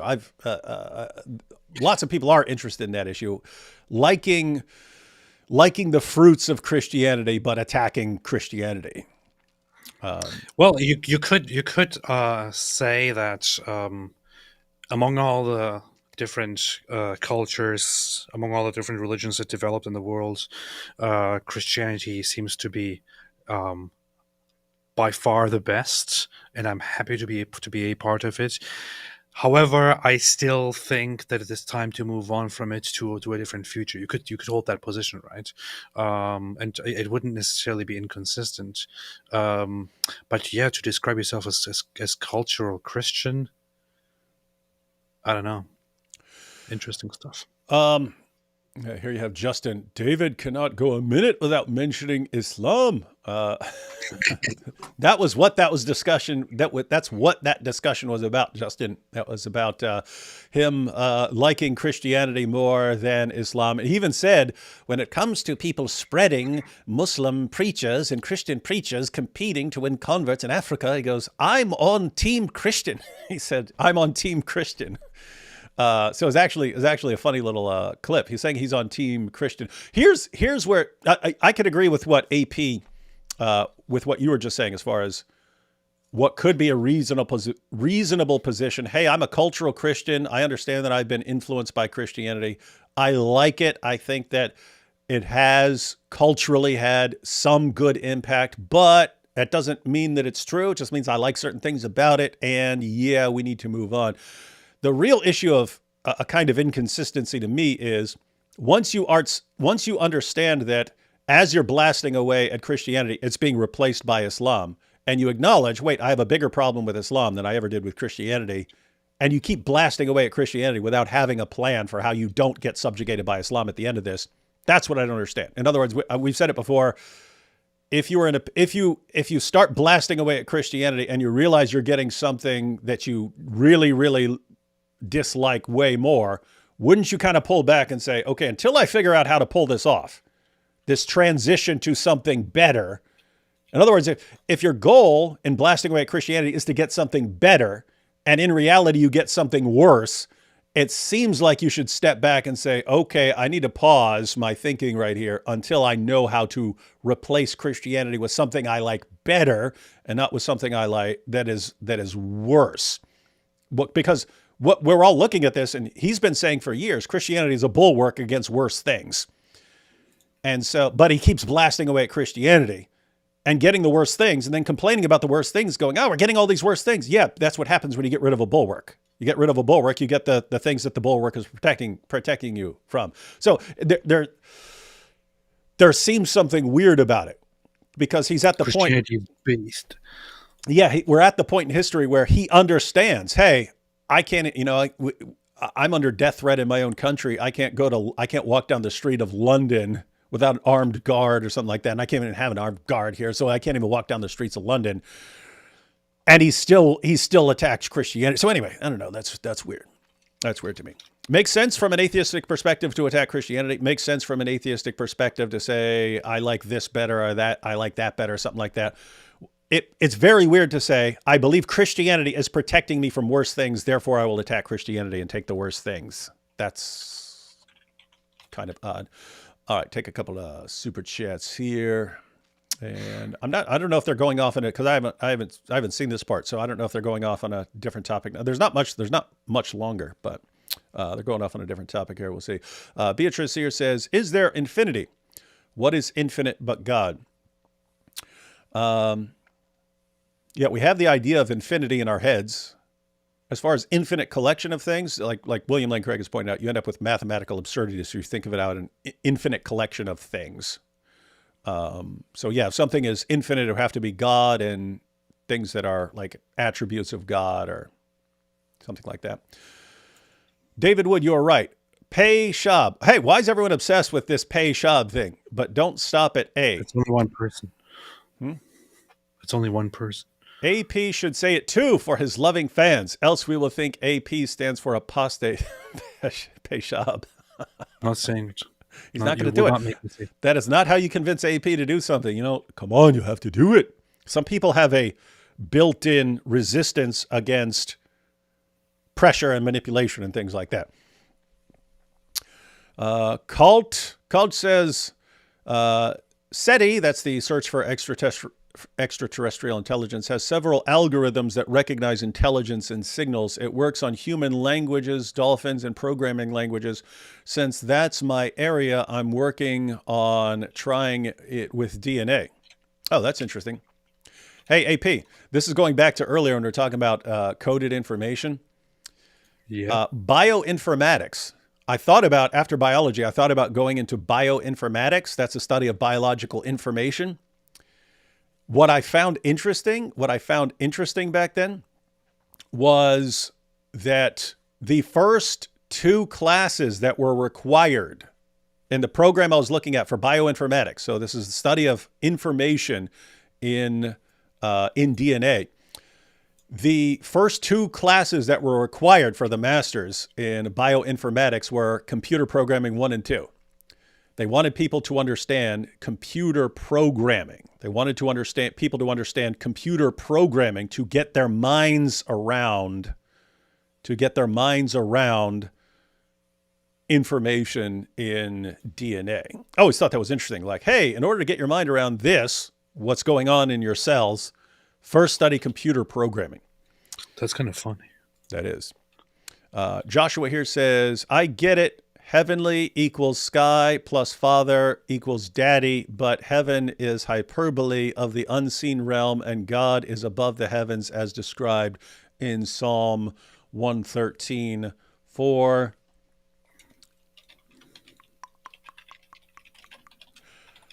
The Lord is exalted over the nations, his glory above the heavens. Got that, guys? You start looking at the arguments and then realizing, hey, that's kind of what Jews and Christians have been saying all along. But isn't that what machine learning is, though, AP? It has a basic starting point, then learns and shapes itself to the user or whatever it's learning from. Yeah, that's when you're talking about, like, can this molecule be learning in that sense? Yes, but there's a difference between creating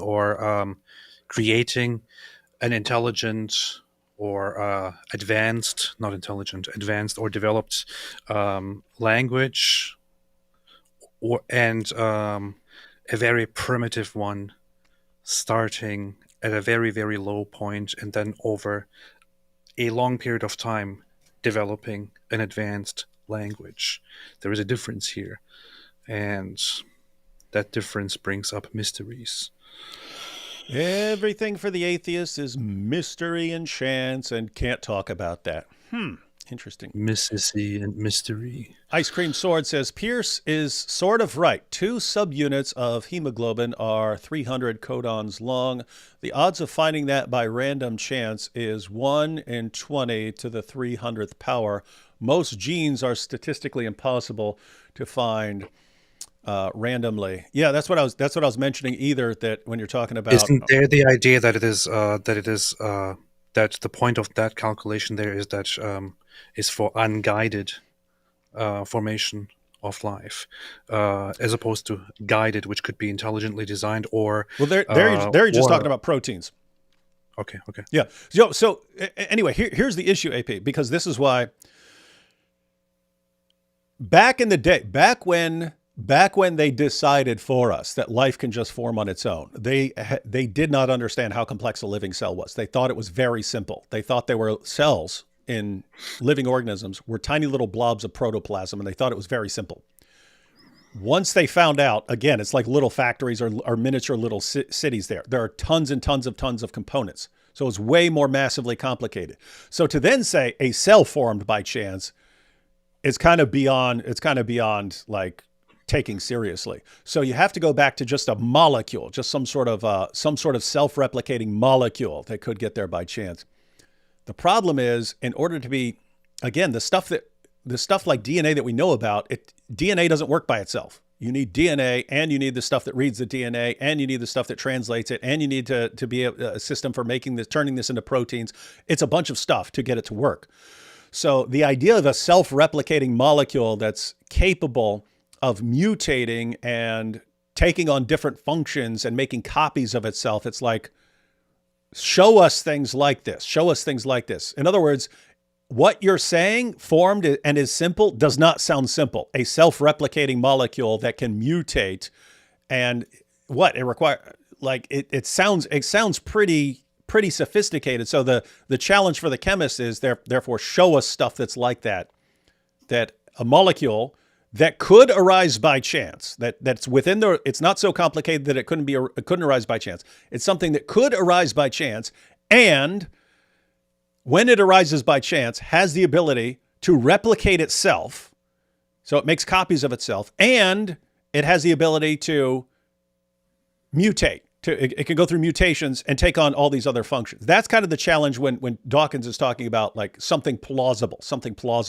How would you even get this process started? And my view is that sounds like you're already dealing with something extremely complicated, and you're going to have to come up. What do the atheists say? Extraordinary claims require extraordinary evidence. We're going to have to see some of this extraordinary evidence.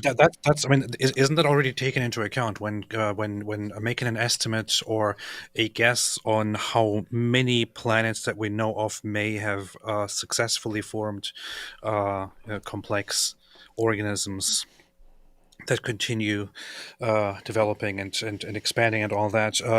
I think there's this whole calculation of how between 1% and 10% of planets may be within a habitable zone of circumstances, and then in those circumstances, an extremely small percentage would get to the point of developing life. And then, but once we have that starting point, we are already talking about a probability, and already talking of something coming into existence. The fact that we are talking about a probability shows that it's not really that hard to believe that this could be a natural process that does not necessarily require, I don't know, a designer or a coder or whatever you want to call it. No. Again, you can calculate. You can say every single particle in the entire. You're not talking about planets like life-supporting planets. There, you're talking about every single particle in the entire universe, every single atom, the entire number of atoms in the entire universe is around 10 to the 80th power.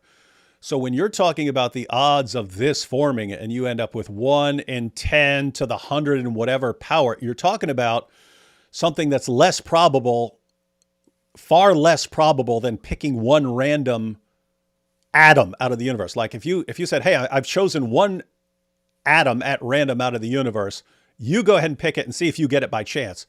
Astronomically improbable. Guess what? The odds of getting a basic living of a protein, just one protein, medium length protein by chance, is massively beyond that. So that's the idea. If you're talking about a self-replicating molecule forming that's capable of mutation, that's the idea. You need to show us something like that and show us the odds of it forming. Because what's Dawkins say? We don't have it, right? We don't have it. That's why he says that we're waiting for a model, right, to explore that and to demonstrate it, but which might never happen. So. Yeah. So anyway, that's the issue, and they're just people like me who, okay, if those are the odds, you're gonna have to show me that. In other words, you're gonna have to show me that things that are that massively improbable, again, like beyond the odds of picking a correct atom out of the entire universe, you either have to show that sort of thing happens, or you have to show it's actually way simpler than we thought. Like, oh, here's this easy to form molecule that can replicate and start mutating. So that's a different story. So it's basically, it looks like so much information, it looks so improbable that we need to see some good evidence that it can happen by chance, unless you actually come up with some explanation. Oh, here's how it started off in a very simple way that's not anywhere near as improbable as you thought. But as of right now, it's kind of like, yeah, we're working towards that. Okay, well, let us know when you come up with something. Until then, it's really improbable. To me, it sounds like Richard Dawkins is really understating the difficulty and the improbability of it, and you are overstating the improbability and the difficulty of it. So you're both wrong. Shame on both of you. No, I also am understating how improbable it is, because it's even worse. And you'll be refuted on this. Dawkins once said DNA is the same as computer tape. Yeah, Bill Gates actually, he said that DNA is like the information storage in computers. He said, except DNA is far more sophisticated. In case everyone knows, a teaspoon of DNA, a single teaspoon of DNA, could hold. It tastes very good. Yeah, a teaspoon of DNA could hold the genetic information for every living thing that has ever existed, and still have room left over for every book that's ever been written. That's why they say it's an extremely sophisticated. It makes the information storage system in this tricked out laptop here look like a joke. Joshua said, I almost ripped my hair out, and Vincent Van Gogh'd my ears listening to a 2-hour talk with brilliant minds like Neil deGrasse Tyson on the topic nothing. Now, what is nothing? Well, nothing is not nothing. Let's be clear on that. That's the funny thing, though. The whole topic of nothing, people often bring up Lawrence Krauss and his whole suggestion that something arises from nothing, but then when he says nothing, he doesn't actually mean nothing in the colloquial sense. And then good luck having that discussion. Yeah, their nothing starts sounding suspiciously like something, and then when they actually break down all the things their nothing can do, it starts sounding suspiciously omnipotent. That's awesome. Beatrice says, any organism that can absorb things, process them, and then replicate itself and survives in an electric and radioactive environment is not simple. That's my view. It's like I do it all the time. It's quite simple. Yeah, it's once you start talking about something self-replicating and mutating and so on, it doesn't. Yeah, we need a pathway. That's what Dawkins says they're working on. Thanks for the philosophical discussion, guys. Love that neither of you are holding back. Nice to see friends discuss things like this without becoming not friends. Yeah, it is good. We are a good example. It was hardly philosophical. It was very, very dumb on my part. And we are very good. Part. Yeah. Isn't it interesting? Because apart from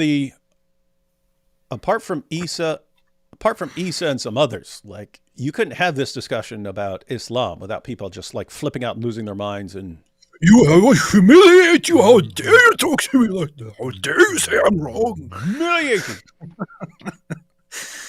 Joshua says human genome has like 4.5 billion letters, like a computer program. The funny thing is, as we are talking, I'm obviously more of our audience here would significantly more people would agree with you rather than me. So when I ask a question or make an objection or an observation, some people are like, why stop? Why would you do it? No, you see, this is your atheist thing.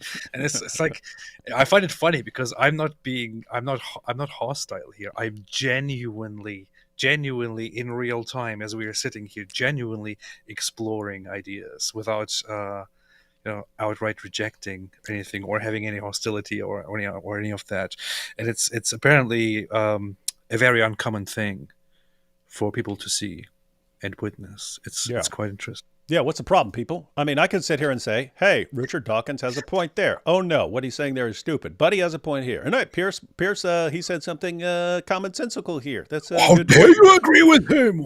Here he said something stupid. You can acknowledge good points and bad points and so on without flipping out.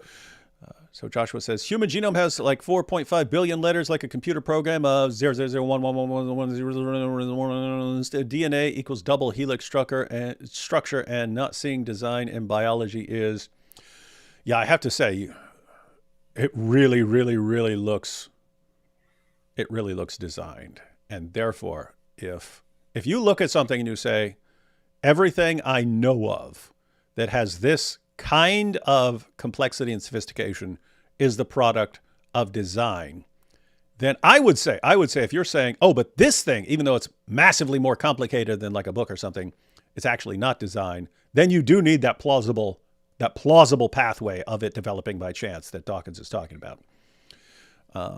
It's kind of funny. I play with this thing very often, and some people speculate on what this is and ask if this is a prayer rope or a tefillin. It is actually a prayer rope. I just want to clarify that.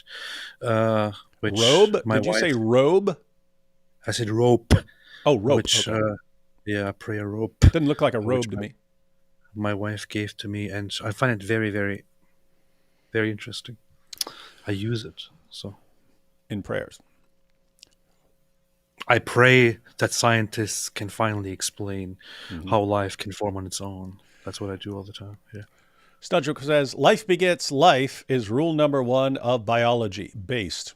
You do hear that. You hear that people, they used to believe in spontaneous generation, that you could just toss some rags on the floor and put some stuff in them and then life will form out of it. Because like rats, they used to actually think rats can grow out of if you take some lump of rags and put a bunch of food in there, rats will spontaneously form it. I never realized just rats come in and start replicating when you make a little dwelling for them out of rags and put some food in there. So that's based. Should review 3 MERS 3 in, what is this? We're not reviewing any of this. Beatrice says, Dawkins didn't only claim accidental code. He gave this code a bunch of apparatuses for absorbing, reading, and replicating. Yeah. It's not just, simple little thing. No, it's extremely complicated thing. AP, get some wings and drink a Red Bull. I should.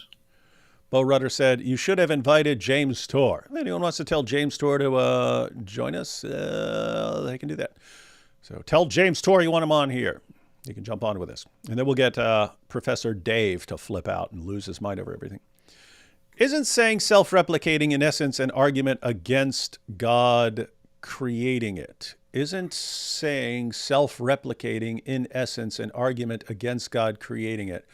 No, it's mainly... Not necessarily. Yeah, not necessarily. You could say God created a self-replicating molecule or self-replicating life or something like that. It's mainly... It's absolutely 100% required for a naturalistic explanation. Because you could get the most sophisticated molecule in the universe. If it can't replicate itself in some way, you're not getting anything else. So the question is, how do you get to the diversity we see, or diversity of life, living things we see around us? Something has to be replicating itself. And you don't want to start with something extremely complex like a living cell, because how did you get the living cell? So you're going back to something that, in theory, hypothetically, could arise by chance. But a molecule forming by chance does not get you, is not helping you get to life unless it can replicate itself. And in other words, suppose by sheer luck, this laptop formed by chance, by itself. There was a big tornado whipping around and some elements and so on, and this laptop formed by itself. Guess what? That laptop would just sit there forever and rot. It doesn't do anything. If you wanted more laptops and more sophisticated stuff to develop it from it, you need somehow the laptop forms and can replicate itself. So when Dawkins is talking about a self-replicating molecule, he's talking about like the bare minimum to get the entire process started. You could have the most sophisticated molecule in the world. If it does not copy itself, it is not helping you get to what we see around us. So he's talking about what is required, and he says they're working on it. So trust him. Moroni says, Dawkins is an evolutionary biologist, but Dr. James Tour has been exposing the dilemma of a prebiotic origin. It's not possible for science to reproduce. So yeah, and I pointed that out. Dawkins is an evolutionary biologist, so how are things developing and so on. Then you have origin of life stuff. So how do chemicals come together to form life? That's the question. Bo Rudder says, you should have gotten Stephen. What is everyone talking about? You should have got all these different guys on here. Guys, on what planet do people want to come on with the guy who blasts away at Islam all the time? You should have invited the Pope. Yeah, we should have gotten Richard Dawkins and Stephen Meyer to have a discussion on here. No, you should have invited the Pope. Guys, this is why we'll watch clips. We'll watch clips from experts in various fields, and then we will discuss them. That's what we do. That's what we do. We listen to these guys. That's what they do. The world may never know the Tootsie Pop theory. It's before your time. How many licks does it take to get to the Tootsie Roll center of a Tootsie Pop? The world may never know. And that's now Dawkins' response. I might do that. I might play that old commercial and then put Dawkins in. We may never know. It's going to be a fun little clip. Piers Morgan is still a fool. Dawkins after. Yeah, he's going to go back on heretics and say, I said he wasn't a fool, but I changed my mind again. He is a fool. James Tour. Invite James Tour. There's an obsession here with James Tour. Now, James Tour is if I recall correctly, he's a chemist, but yeah, he's a chemist who deals with what would be necessary for life to arise out of complex chemistry. That's what they do. Cultural Christian. Yep. Based cultural Christian. Eternal Vigilance says, just finished the ex-Muslims are like demonically possessed cockroaches stream. Desmond. It's Dresden. Dresden didn't like the demons controlling the fake ex-Muslims, but he sure liked the demon that told him the Quran is true. So much hikmah. Yeah, these guys have demons controlling them. But demons told me to believe in Islam, and I do whatever they say. Richie Dawkins killed the sparrows and now has to deal with the locusts. Yeah, that's why I don't like killing spiders unless it's like a wolf spider or something like that. You get spiders around. Well, guess what? People might think spiders are icky, but spiders are catching like mosquitoes and stuff. So life only comes from life. That's observable science. That's true. That's the funny thing. When you have wasps around your property, they also hunt a bunch of insects that would otherwise bother you. You should keep those predators alive. Yeah, predators are good. Yeah, same thing with lizards. There are these annoying lizards all over the place in some areas, and hey, those things are eating bugs, so leave those lizards alone. Hey, generally, you should respect the predators and have them around you, except when it comes to Daniel Hakikachu. I was just thinking Daniel Hakikachu, the predator. You don't want those predators around your house and around your kids. Okay, if you say, hey, here you go. Hey, AP. Okay, AP. If you say Peshab, I will donate money to ex-Muslims movement and specifically for women ex-Muslims. I will also do Peshab on a Quran. That's urinate. Peshab.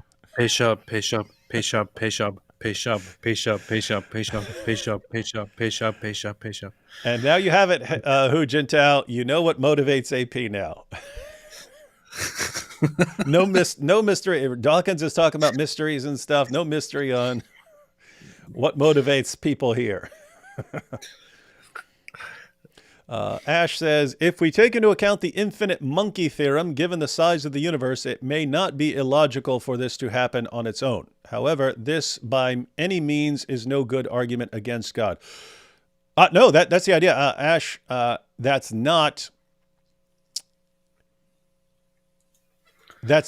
good. If you're talking about the universe, again, you can calculate entire number of particles, upper limit of how fast they could be interacting with each other, and all the time.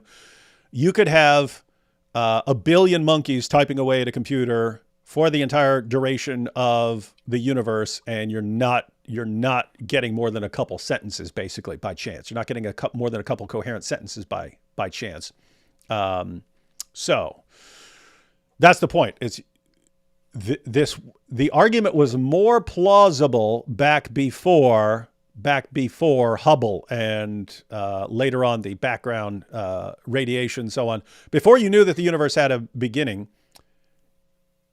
infinite amount of time is different. If you say infinite, then some of the stuff starts becoming more plausible. Finite amount of time, even if it's billions of years, is not helping a whole lot. Let's see. Ida says, AP, here you go, AP. AP, what would convince you? Oh, I guess this is tied into, hey, Richard Dawkins, what would convince you that God exists? His ultimate answer was, I suppose nothing would. In other words, even if God existed, there was nothing God could do to provide evidence that would convince Richard Dawkins, because he could always explain it by appealing to alien tricksters or something like this. But if the assumption is AP is different, AP, what would convince you that God exists? Probably any sort of like miracle that happened and like was observable to you or something like that, right? Things like that. That's what I would say, and I gave the example of the miracle of the descending leg, which is where the leg descends from the sky and attaches itself in plain view to the body of a guy who is missing his leg, or a person, or whatever. But honestly, I mean, if I'm going to answer this question honestly, I would say at this moment, I don't really know. But definitely not a discussion, which is why I generally don't like these arguments. Definitely not a discussion about the possibility of the existence of God based on, I don't know, cosmological arguments, teleology, and so on. I don't think that these are actually arguments that bring a person to the belief in God, or vice versa. Au contraire, mon frère. I would say it has to be a more personal issue. Yeah. That is interesting, because there are, and what this shows is basically people are different. So you got people like Dawkins, nothing will convince me, but then you have people who can be convinced, but it can be completely different ways, right? So, like, in other words, other people look at like the cosmological argument, they go, wow, that's a powerful evidence, so I believe in that. And AP's saying, nope, got to be something different. Yeah. AP's sitting there, here's what God would have to do to convince me. Ash says, I say we can't prove or disprove gods via empirical scientific means. We can use them, but it's ultimately a philosophical discussion. I'm a theist myself. Yeah, what I would definitely agree with, Ash, is that the scientific arguments, they can get you kind of pieces of the puzzle, but they don't get you all the way to like God of Christianity or God of Islam or something like that, right? Like you could say and Dawkins was talking about this. He'd say, hey, yeah, maybe there is, some being that caused it or something like that. That's a long way away from a God who is going to judge you and an afterlife and all that, those kinds of things. So yeah, I would agree. I would say it's more like this. It's more like, hey, looking at the evidence from cosmology, this fits pretty well with theism, and it doesn't fit very well with naturalism. Looking at the origin of life, well, that kind of fits pretty well with a theistic view where you have something that can enter all this genetic information into the system versus happening by chance and so on. So it's kind of more like that. It's more like, hey, it's like it's narrowing down the options for you. It's like it's narrowing down the options for you. But yeah, you need more than that. You need other kinds of historical and philosophical claims and so on. Look at this hostility coming from the Dawkian. It's the AP, the hostile. Engineering is people trying random ideas, and the ones we use are those that survive the marketplace. Human intelligent designs are very Darwinian. And look at what you just said, intelligent designs. So that's the issue. And that's the issue. There's intelligence involved in designs. And that's the point. It's hard to get your mind around non-intelligent design. You can understand the process of evolution, but you're still dealing with a couple of huge steps in there. It's kind of funny. It sounds like a compatibility of evolution with creation, which is what some people believe. When I became a Christian, I read Tornado in a Junkyard to get some perspective on this. Having a tornado go through a junkyard and leaving behind a 747 helps you imagine how improbable this is. So yeah, that's what it would take, something like that to get you like a fully functioning life form or something like that. And that's why they'll argue that they're actually simple things. So a tornado in a junkyard, could two things come together that perform some function and so on? And you got to get more. You got to get smaller steps, and that's what Dawkins says they're working on. We'll see. And that's the Darwinian perspective, right? That's and it's also what Dawkins is basically saying here. He doesn't argue that you could naturally or by accident or randomly have a fully functioning human, for example, come into existence. Yeah. It would have to be the simplest, the most primitive step, which then over time advances through different means such as natural selection. Yeah. So guys, it's basically, if you're an atheist in the sense of like naturalist, like the strong sense of naturalist, so you believe all this is happening just by natural means, starting off very simply and getting to more complex things, that's kind of the only game in town. You can't just start with something massively, like unbelievably sophisticated at the beginning of the process. So you have to go step by step. So that's what Dawkins is saying. This is what chemists are working on. And the skeptics about that entire project are basically saying, given what you need to get, we don't think you're ever going to get that. We don't think you're ever going to come up. Keep working on it. Keep working on it. But it is so, the steps required are such leaps, we don't think you're going to get there. But yeah, by all means, keep working on it. And then and then saying, maybe we don't. Guess what? We're not omnipotent here. So maybe we never figure it out. We're not omniscient either. So maybe we never figure it out. But it is important. I liked the honesty in the sense that, hey, we don't have a real explanation here. That's what we're working on. I like that honesty instead of the pretending that you've got all this figured out. Look, this just shows Richard Dawkins is an honest man. So Yeah, why so would you not based. trust everything he says? Look, this is Yeah. this is similar to what Muslims say. I was about just Muhammad. thinking that sounds like something. everyone was calling him honest. So why would you? So this is the proof that he's a true prophet. Yeah, this is great stuff. Gotta love those guys. On naturalism, even designed things aren't actually designed. If all this came by chance, then so did David's laptop and other examples used. So the point there is, if everything's happening by nature, then even things that humans do is still by nature. But yeah, we do know what we mean by design in terms of intelligence. Dr. Tor was friends with Nabil too. Yeah. Oh, keep in mind, I know James Tor. I usually, Did you ever go on that tour? I'll say I usually, if there's someone who might not, let me put it this way. There are certain people who might not want to associate with me, given the fact that we like rip up the Quran and stuff like that. And so I usually wait for someone else to say, hey, I'd like to join you or something like this. And if they know my background and know the things they do, I normally wait. But I normally don't say, hey, come on and join me, and we do all the crazy stuff that we do. Oh, hey, this is interesting.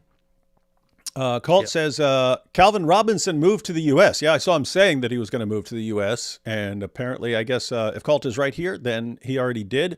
But Calvin Robinson moved to the U.S. He mentioned you in a recent interview about Speaker's Corner. You might be able to get him on. Hey, we should contact him. You? That's interesting. He follows both of us. Yeah, he follows both of us on Twitter. So that's interesting. Yeah, I would, man, we should, he's pretty cool. He's that's a based guy there. We'll have to check that out. There you have. Predators are good. AP, becoming Muslim again. You did say. You did say. Hey, here we have from Apostate Prophet. Should have invited Mike Winger for this topic. Instead of David. This should have been, guys, let's just face it. This should have been a discussion between Mike Winger and Stephen Meyer on Mike Winger's channel. That's what it should have been. Yeah. Not D. Wood and AP. Razi says, was in a Pakistani restaurant enjoying some scrumptious chicken tiki curry, overheard an old Muslim man convincing an ignorant Chinese girl how Islam is the truth and she should say the Shahada before eating. Ladies and gentlemen, this is why all this stuff needs to become common knowledge. They are still working tirelessly and relentlessly to dupe ignorant people into converting. And therefore, we also have to be relentless to help people like this poor girl. I mean, we watched it recently. AP played the clip of a dude talking to like an old guy in a nursing home who had no clue what the guy was saying, and he's running him through the Shahada and so on. So, yeah, we need to be aware of how relentless these guys are. You're making me stop making jokes about West Virginia, D. Wood. Now I'm replacing West Virginia with Alabama. Yeah. I don't have a problem with West Virginia jokes. We all make them. Sweet home, West Virginia. Oh, hey, check this out, AP. This is from Hu Jintao, who got you to say Peshab. Thanks, AP. I'll donate to Nuria's channel. When AP was a kid, his punishment wasn't him being grounded, but Quran burning not allowed for a few days. Nice. That's nice. cool. That's cool. Yes, we like the idea of Donate. supporting Nuria's channel. Donate to Nuria. She's doing a good job. Inquiring Reality says, the massive flaw in your probability argument is that once there are amino acids interacting, chemical laws are attracting and repelling them. A medium-sized protein is eventually because of the selection process. Bull. Absolute bull. Inquiring Reality. Get a chemist on here. Ask them about getting meaningful long-length chains of amino acids by chance. Go ahead, break down the probabilities. I have to say, Inquiring Reality, you have no freaking clue what you're talking about. If you want to go into more on this, I'd be happy to. We can actually break down the probabilities involved here. Jeez, Nuria Khan's appearance on Andrew Gould's Heretics is at almost 600,000 views. Dope. What's yours up to? Well, I don't. Let's see. I don't know. Have to check it out. Oh, mine is at 440,000. This is amazing. That's still dope, man. That guy's got a. Mine was 3 months later, 3 months after Nuria Khan. Ours are some of the top videos on his channel, which is great. That's pretty cool. Yeah, so that guy has a really good channel, and lots of people are watching it. So super cool. Yeah. Whatever he's doing it right. I hope he keeps crushing it. Imagine who because he's a Jew. That's why. Imagine same conversation, but Andrew Tate as interviewer. That'll be funny. Andrew Tate. Andrew Tate having this discussion and trying to show our good friend Richard Dawkins the truth. Let me just ask, Richard. If things formed by chance, then how am I so great at sex trafficking? Explain that. Fear of getting beat up. Sadly, I didn't speak out. From Razzie. No, you're cool. Sure. You're cool, Razzie. You don't have to fight on every hill. I think that was about the Muslim guy converting people. Hey, by the way, look at it. We're talking about Richard Dawkins. Speaking of it, Richard Dawkins' interview on Andrew Gould's channel was 8 months ago and has 410,000 views. Ooh. Mine was 2 months ago and has 440,000 views. Ooh. You see, Richard Dawkins, loser. Yeah, no one's interested in Richard Dawkins anymore. People only want to hear from AP, Nuria, people who are more relevant to the discussions that are going on right now. More relevant, ladies and gentlemen. Oh, so hey, Razi, as far as speaking up and so on, keep in mind, even if you're in a public place or a restaurant or something like this and someone's bringing stuff up, you can bring stuff up. We've talked about this before, but you can bring stuff up in a non-aggressive fashion. Be like, hey, I hear you talking to her about Islam. I was wondering, that sounds interesting. Could I ask you a couple questions? And you can ask some questions and completely derail the Dawah. questions by informed people completely derail and destroy Dawah. That's why they only look for ignorant people nowadays. And completely serious about that, guys. They will actually run once an informed person shows up to the discussion.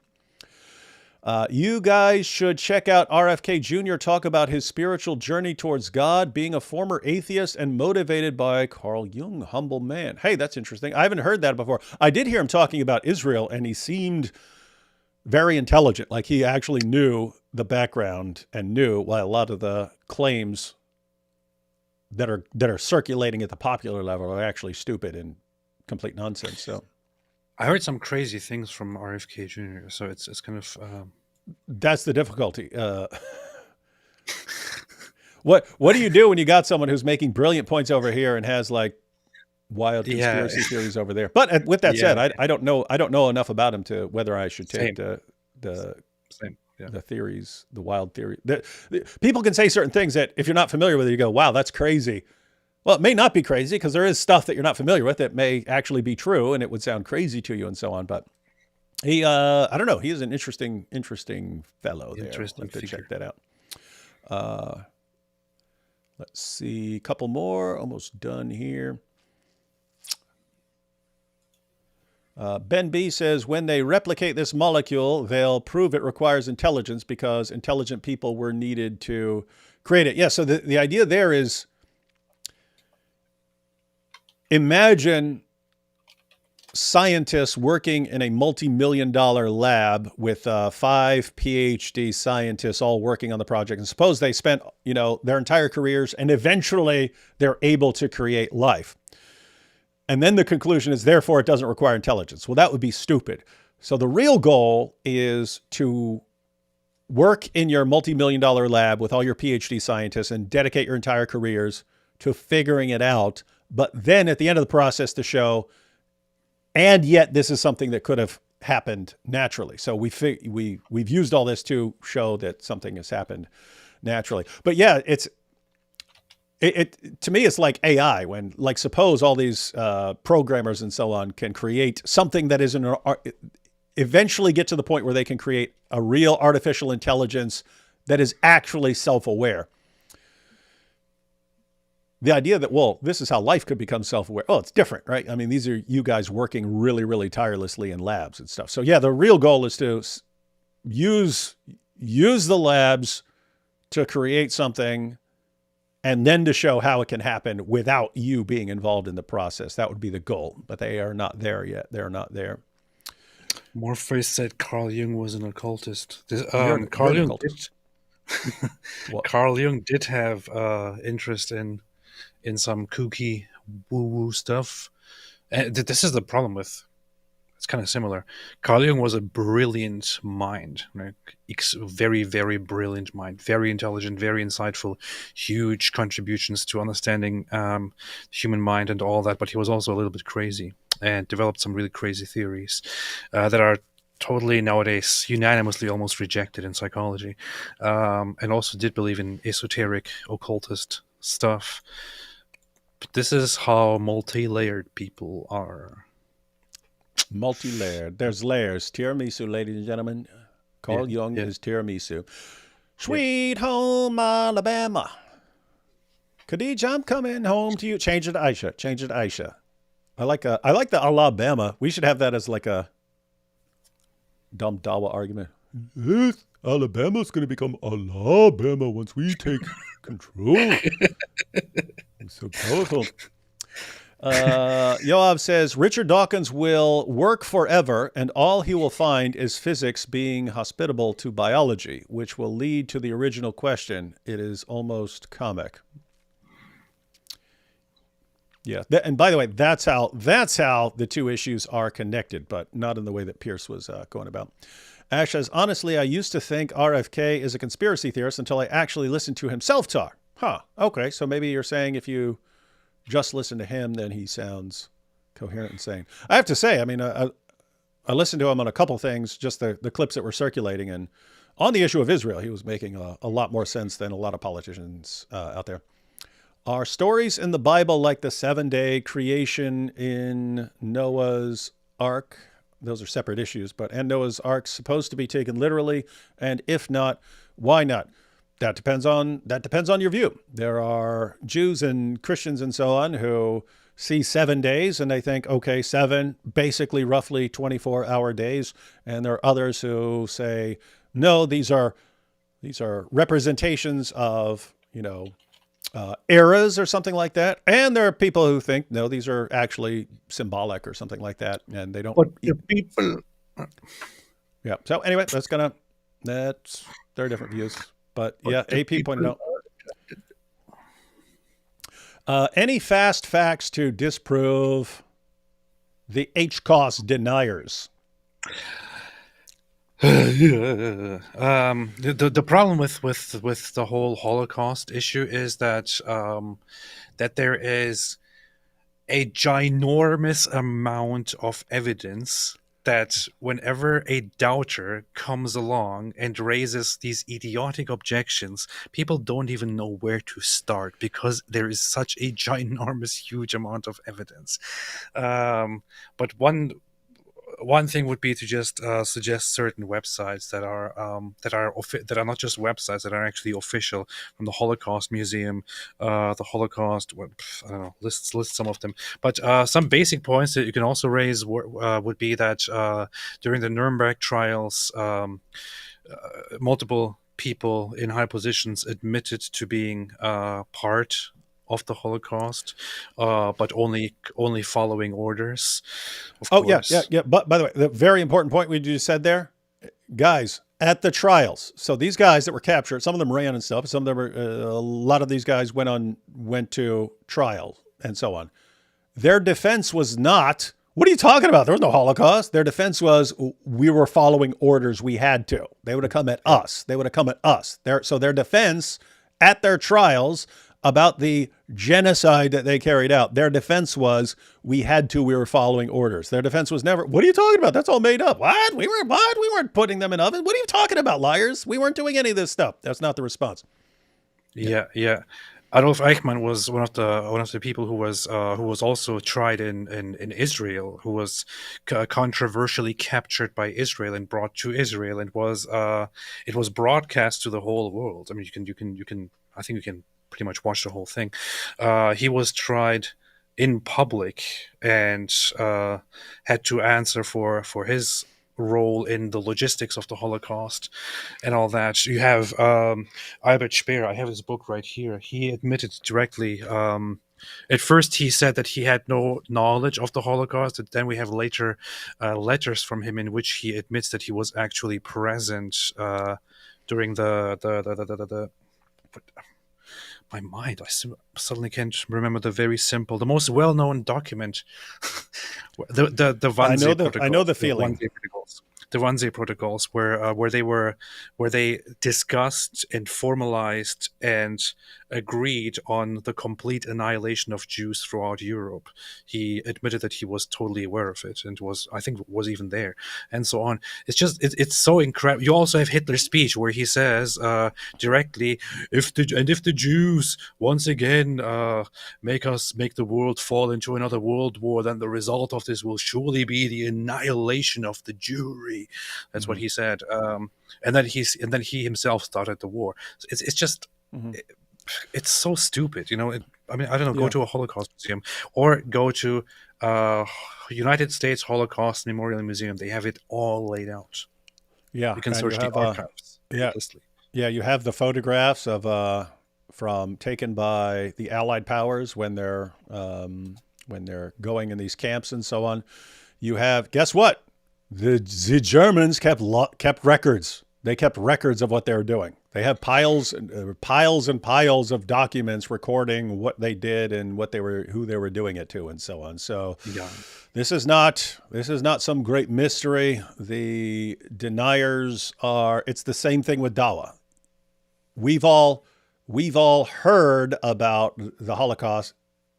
The incredibly vast majority of people didn't research the documents or the trials and so on.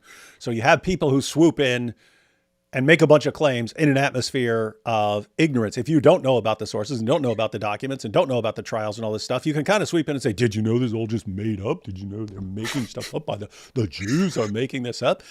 And if you have a bunch of people who are already mad about Israel and stuff, they'll believe a bunch of this nonsense. So, yep. I mean, the main figures immediately knew what's going to happen to them. They started fleeing the country, changing their names, hiding in Argentina, and so on. They didn't just do that because they thought, oh yeah, we lost the war. Mm-hmm. They knew exactly what they did and what was going to happen to them.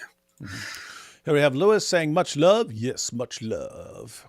Got Moxie here says, how to preach to anti-Semitic peeps when Jesus is one. When Jesus is one. How would you preach? AP, how would you preach the gospel to an anti-Semitic person when Jesus is a Jew? So you got someone who's anti-Semitic, hates Jews, and you want to preach the gospel to him, the gospel about Jesus, when Jesus is a Jew. How would you go about that? I would open the New Testament. What is that, John? Is it 4? No. Hey, wrong. He's not saying someone 4:22. No, they're not saying here. They're not saying, hey, what about, the Groypers who claim to be Christian and they're anti-Semitic, and how would you point out that Jesus is a Jew? They're saying, hey, if someone hates Jews and you want to preach to him that he needs to believe in Jesus, and the person's like, what? I'm not believing in that Jew. Is that really it? Because it seems like you inserted the gospel part, because the super chat just says how to preach to anti-Semitic peeps when Jesus is one. See? Well, if you're including Jesus in there, and it seems like you're preaching about Jesus to a person who doesn't like Jews. So how would you go up to some rabid anti-Semitic person and say, hey, you should believe in Jesus, when the person's like, what? He was a Jew. I would say sort out your issues first. I don't know. What do you say? Yeah, got Moxie there. It sounds like you would have to deal with the person's anti-Semitism first. And I would suggest Greg Kokel's book, Tactics. He doesn't deal specifically with anti-Semitism there, but he deals with getting to people's foundations for why they believe certain things by asking them questions and so on. And so, yeah, you'd have to deal with that first, and then deal with the preaching. All right, guys, so they're going off to a different topic here. We've been going almost 4 hours here, so we'll go ahead and cut it off here. If you're interested in this discussion that follows up, the follow-up discussion, matter of fact, let's just see what his brief response is. What's up? Quick addition to that point. I get a lot of hate from gropers who like to grope people, and others on Twitter when I for example say Jesus was a Jewish. Oh, dare you! How dare you! I don't know if you've seen it. I sent you a link the other day. Nick Fuentes had a debate with, or a discussion with Sneeko. He told him he's Jewish. He literally there said, and Jesus, he himself, he was Jewish, and of course he also referred to God as Yahweh, which of course in Hebrew, because he was Jewish, means this and this and that. There's then the king of the Nazi gropers just saying Jesus was Jewish to Sneeko, who prior to that said Jesus was a Muslim Palestinian. and still they come at me. What is this? Mm-hmm. That is wild. That is wild stuff. We'll give the final words here to Dawkins, who was just asked. Just because we saw the objection, just wanted to give him a brief couple seconds here to respond, because I don't know what he's gonna respond. So he was asked, "Hey, why are you blasting away at Christianity when you say you like being a cultural Christian?" Blah blah blah. You don't believe in religion, you don't believe in a God, you will have deterred people who listen to you and believe you from wanting to follow a God, a Christianity. Therefore, it's sort of antithetical to have the two positions. What do you say to that? You mean antithetical? I am a cultural Christian who is against Christianity. That's nothing contradictory about that. I'm a cultural Christian in the sense that I know the Bible, I know hymns, I know carols, I like churches, I like cathedrals, I like cathedral choirs, I've sung in that kind of choir. So I am a cultural Christian, but I'm against Christianity, that I'm against the belief system of Christianity, I'm against many other aspects of Christianity. There's nothing contradictory about that, nor is there anything new about my saying I'm a cultural Christian. I've always said I'm a cultural Christian. Isn't it a bit hypocritical, though, to be, reading the Bible, singing hymns, going along with everything that Christianity... No. Again, yeah, you could say, hey, I've been influenced by this. I've taken part of this, and there are certain elements I like about it. And yet, I also believe that there are other elements that are bad. And so I'd like to go after it. Nothing inconsistent about that. Again, the only objection I've had is Dawkins has said for many years, Christianity is a bulwark that is somehow protecting us, even atheists, from worse things that could happen. When you're thinking of Christianity as something that's, I don't like it, but it's protecting me from worse things, and then you attack it, and then you're freaking out about the worst thing. That seems like something's wrong with you to me. But and I'd actually... Dawkins is about to say, I take it back, Piers, you're a bloody fool. Okay, let's see if he says he takes it back.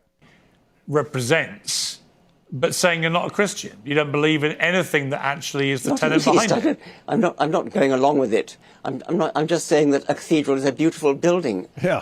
The B minor mass is a beautiful piece of music. A stained glass window. Yeah, I like some Greek philosophy. I like a lot of ancient Greek structures. I'm not down with Greek paganism.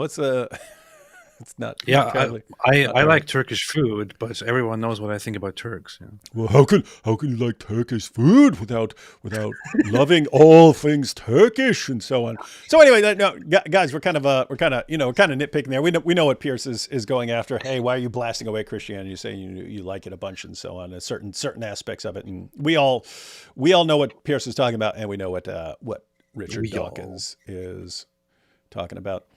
Right. AP, really? Holocaust was real? I mean, most chambers were discovered by Soviets, and some people who reported were Jews. I'm just asking questions. Oh, he's imitating Candace here. Just asking questions. Just asking questions. This is actually an objection that they will bring. But you are actually even being like with this joke here, even being too charitable, because they will say stuff like, "Oh, how can we trust the Soviets? The Soviets were the ones who discovered the concentration camps." That's not true.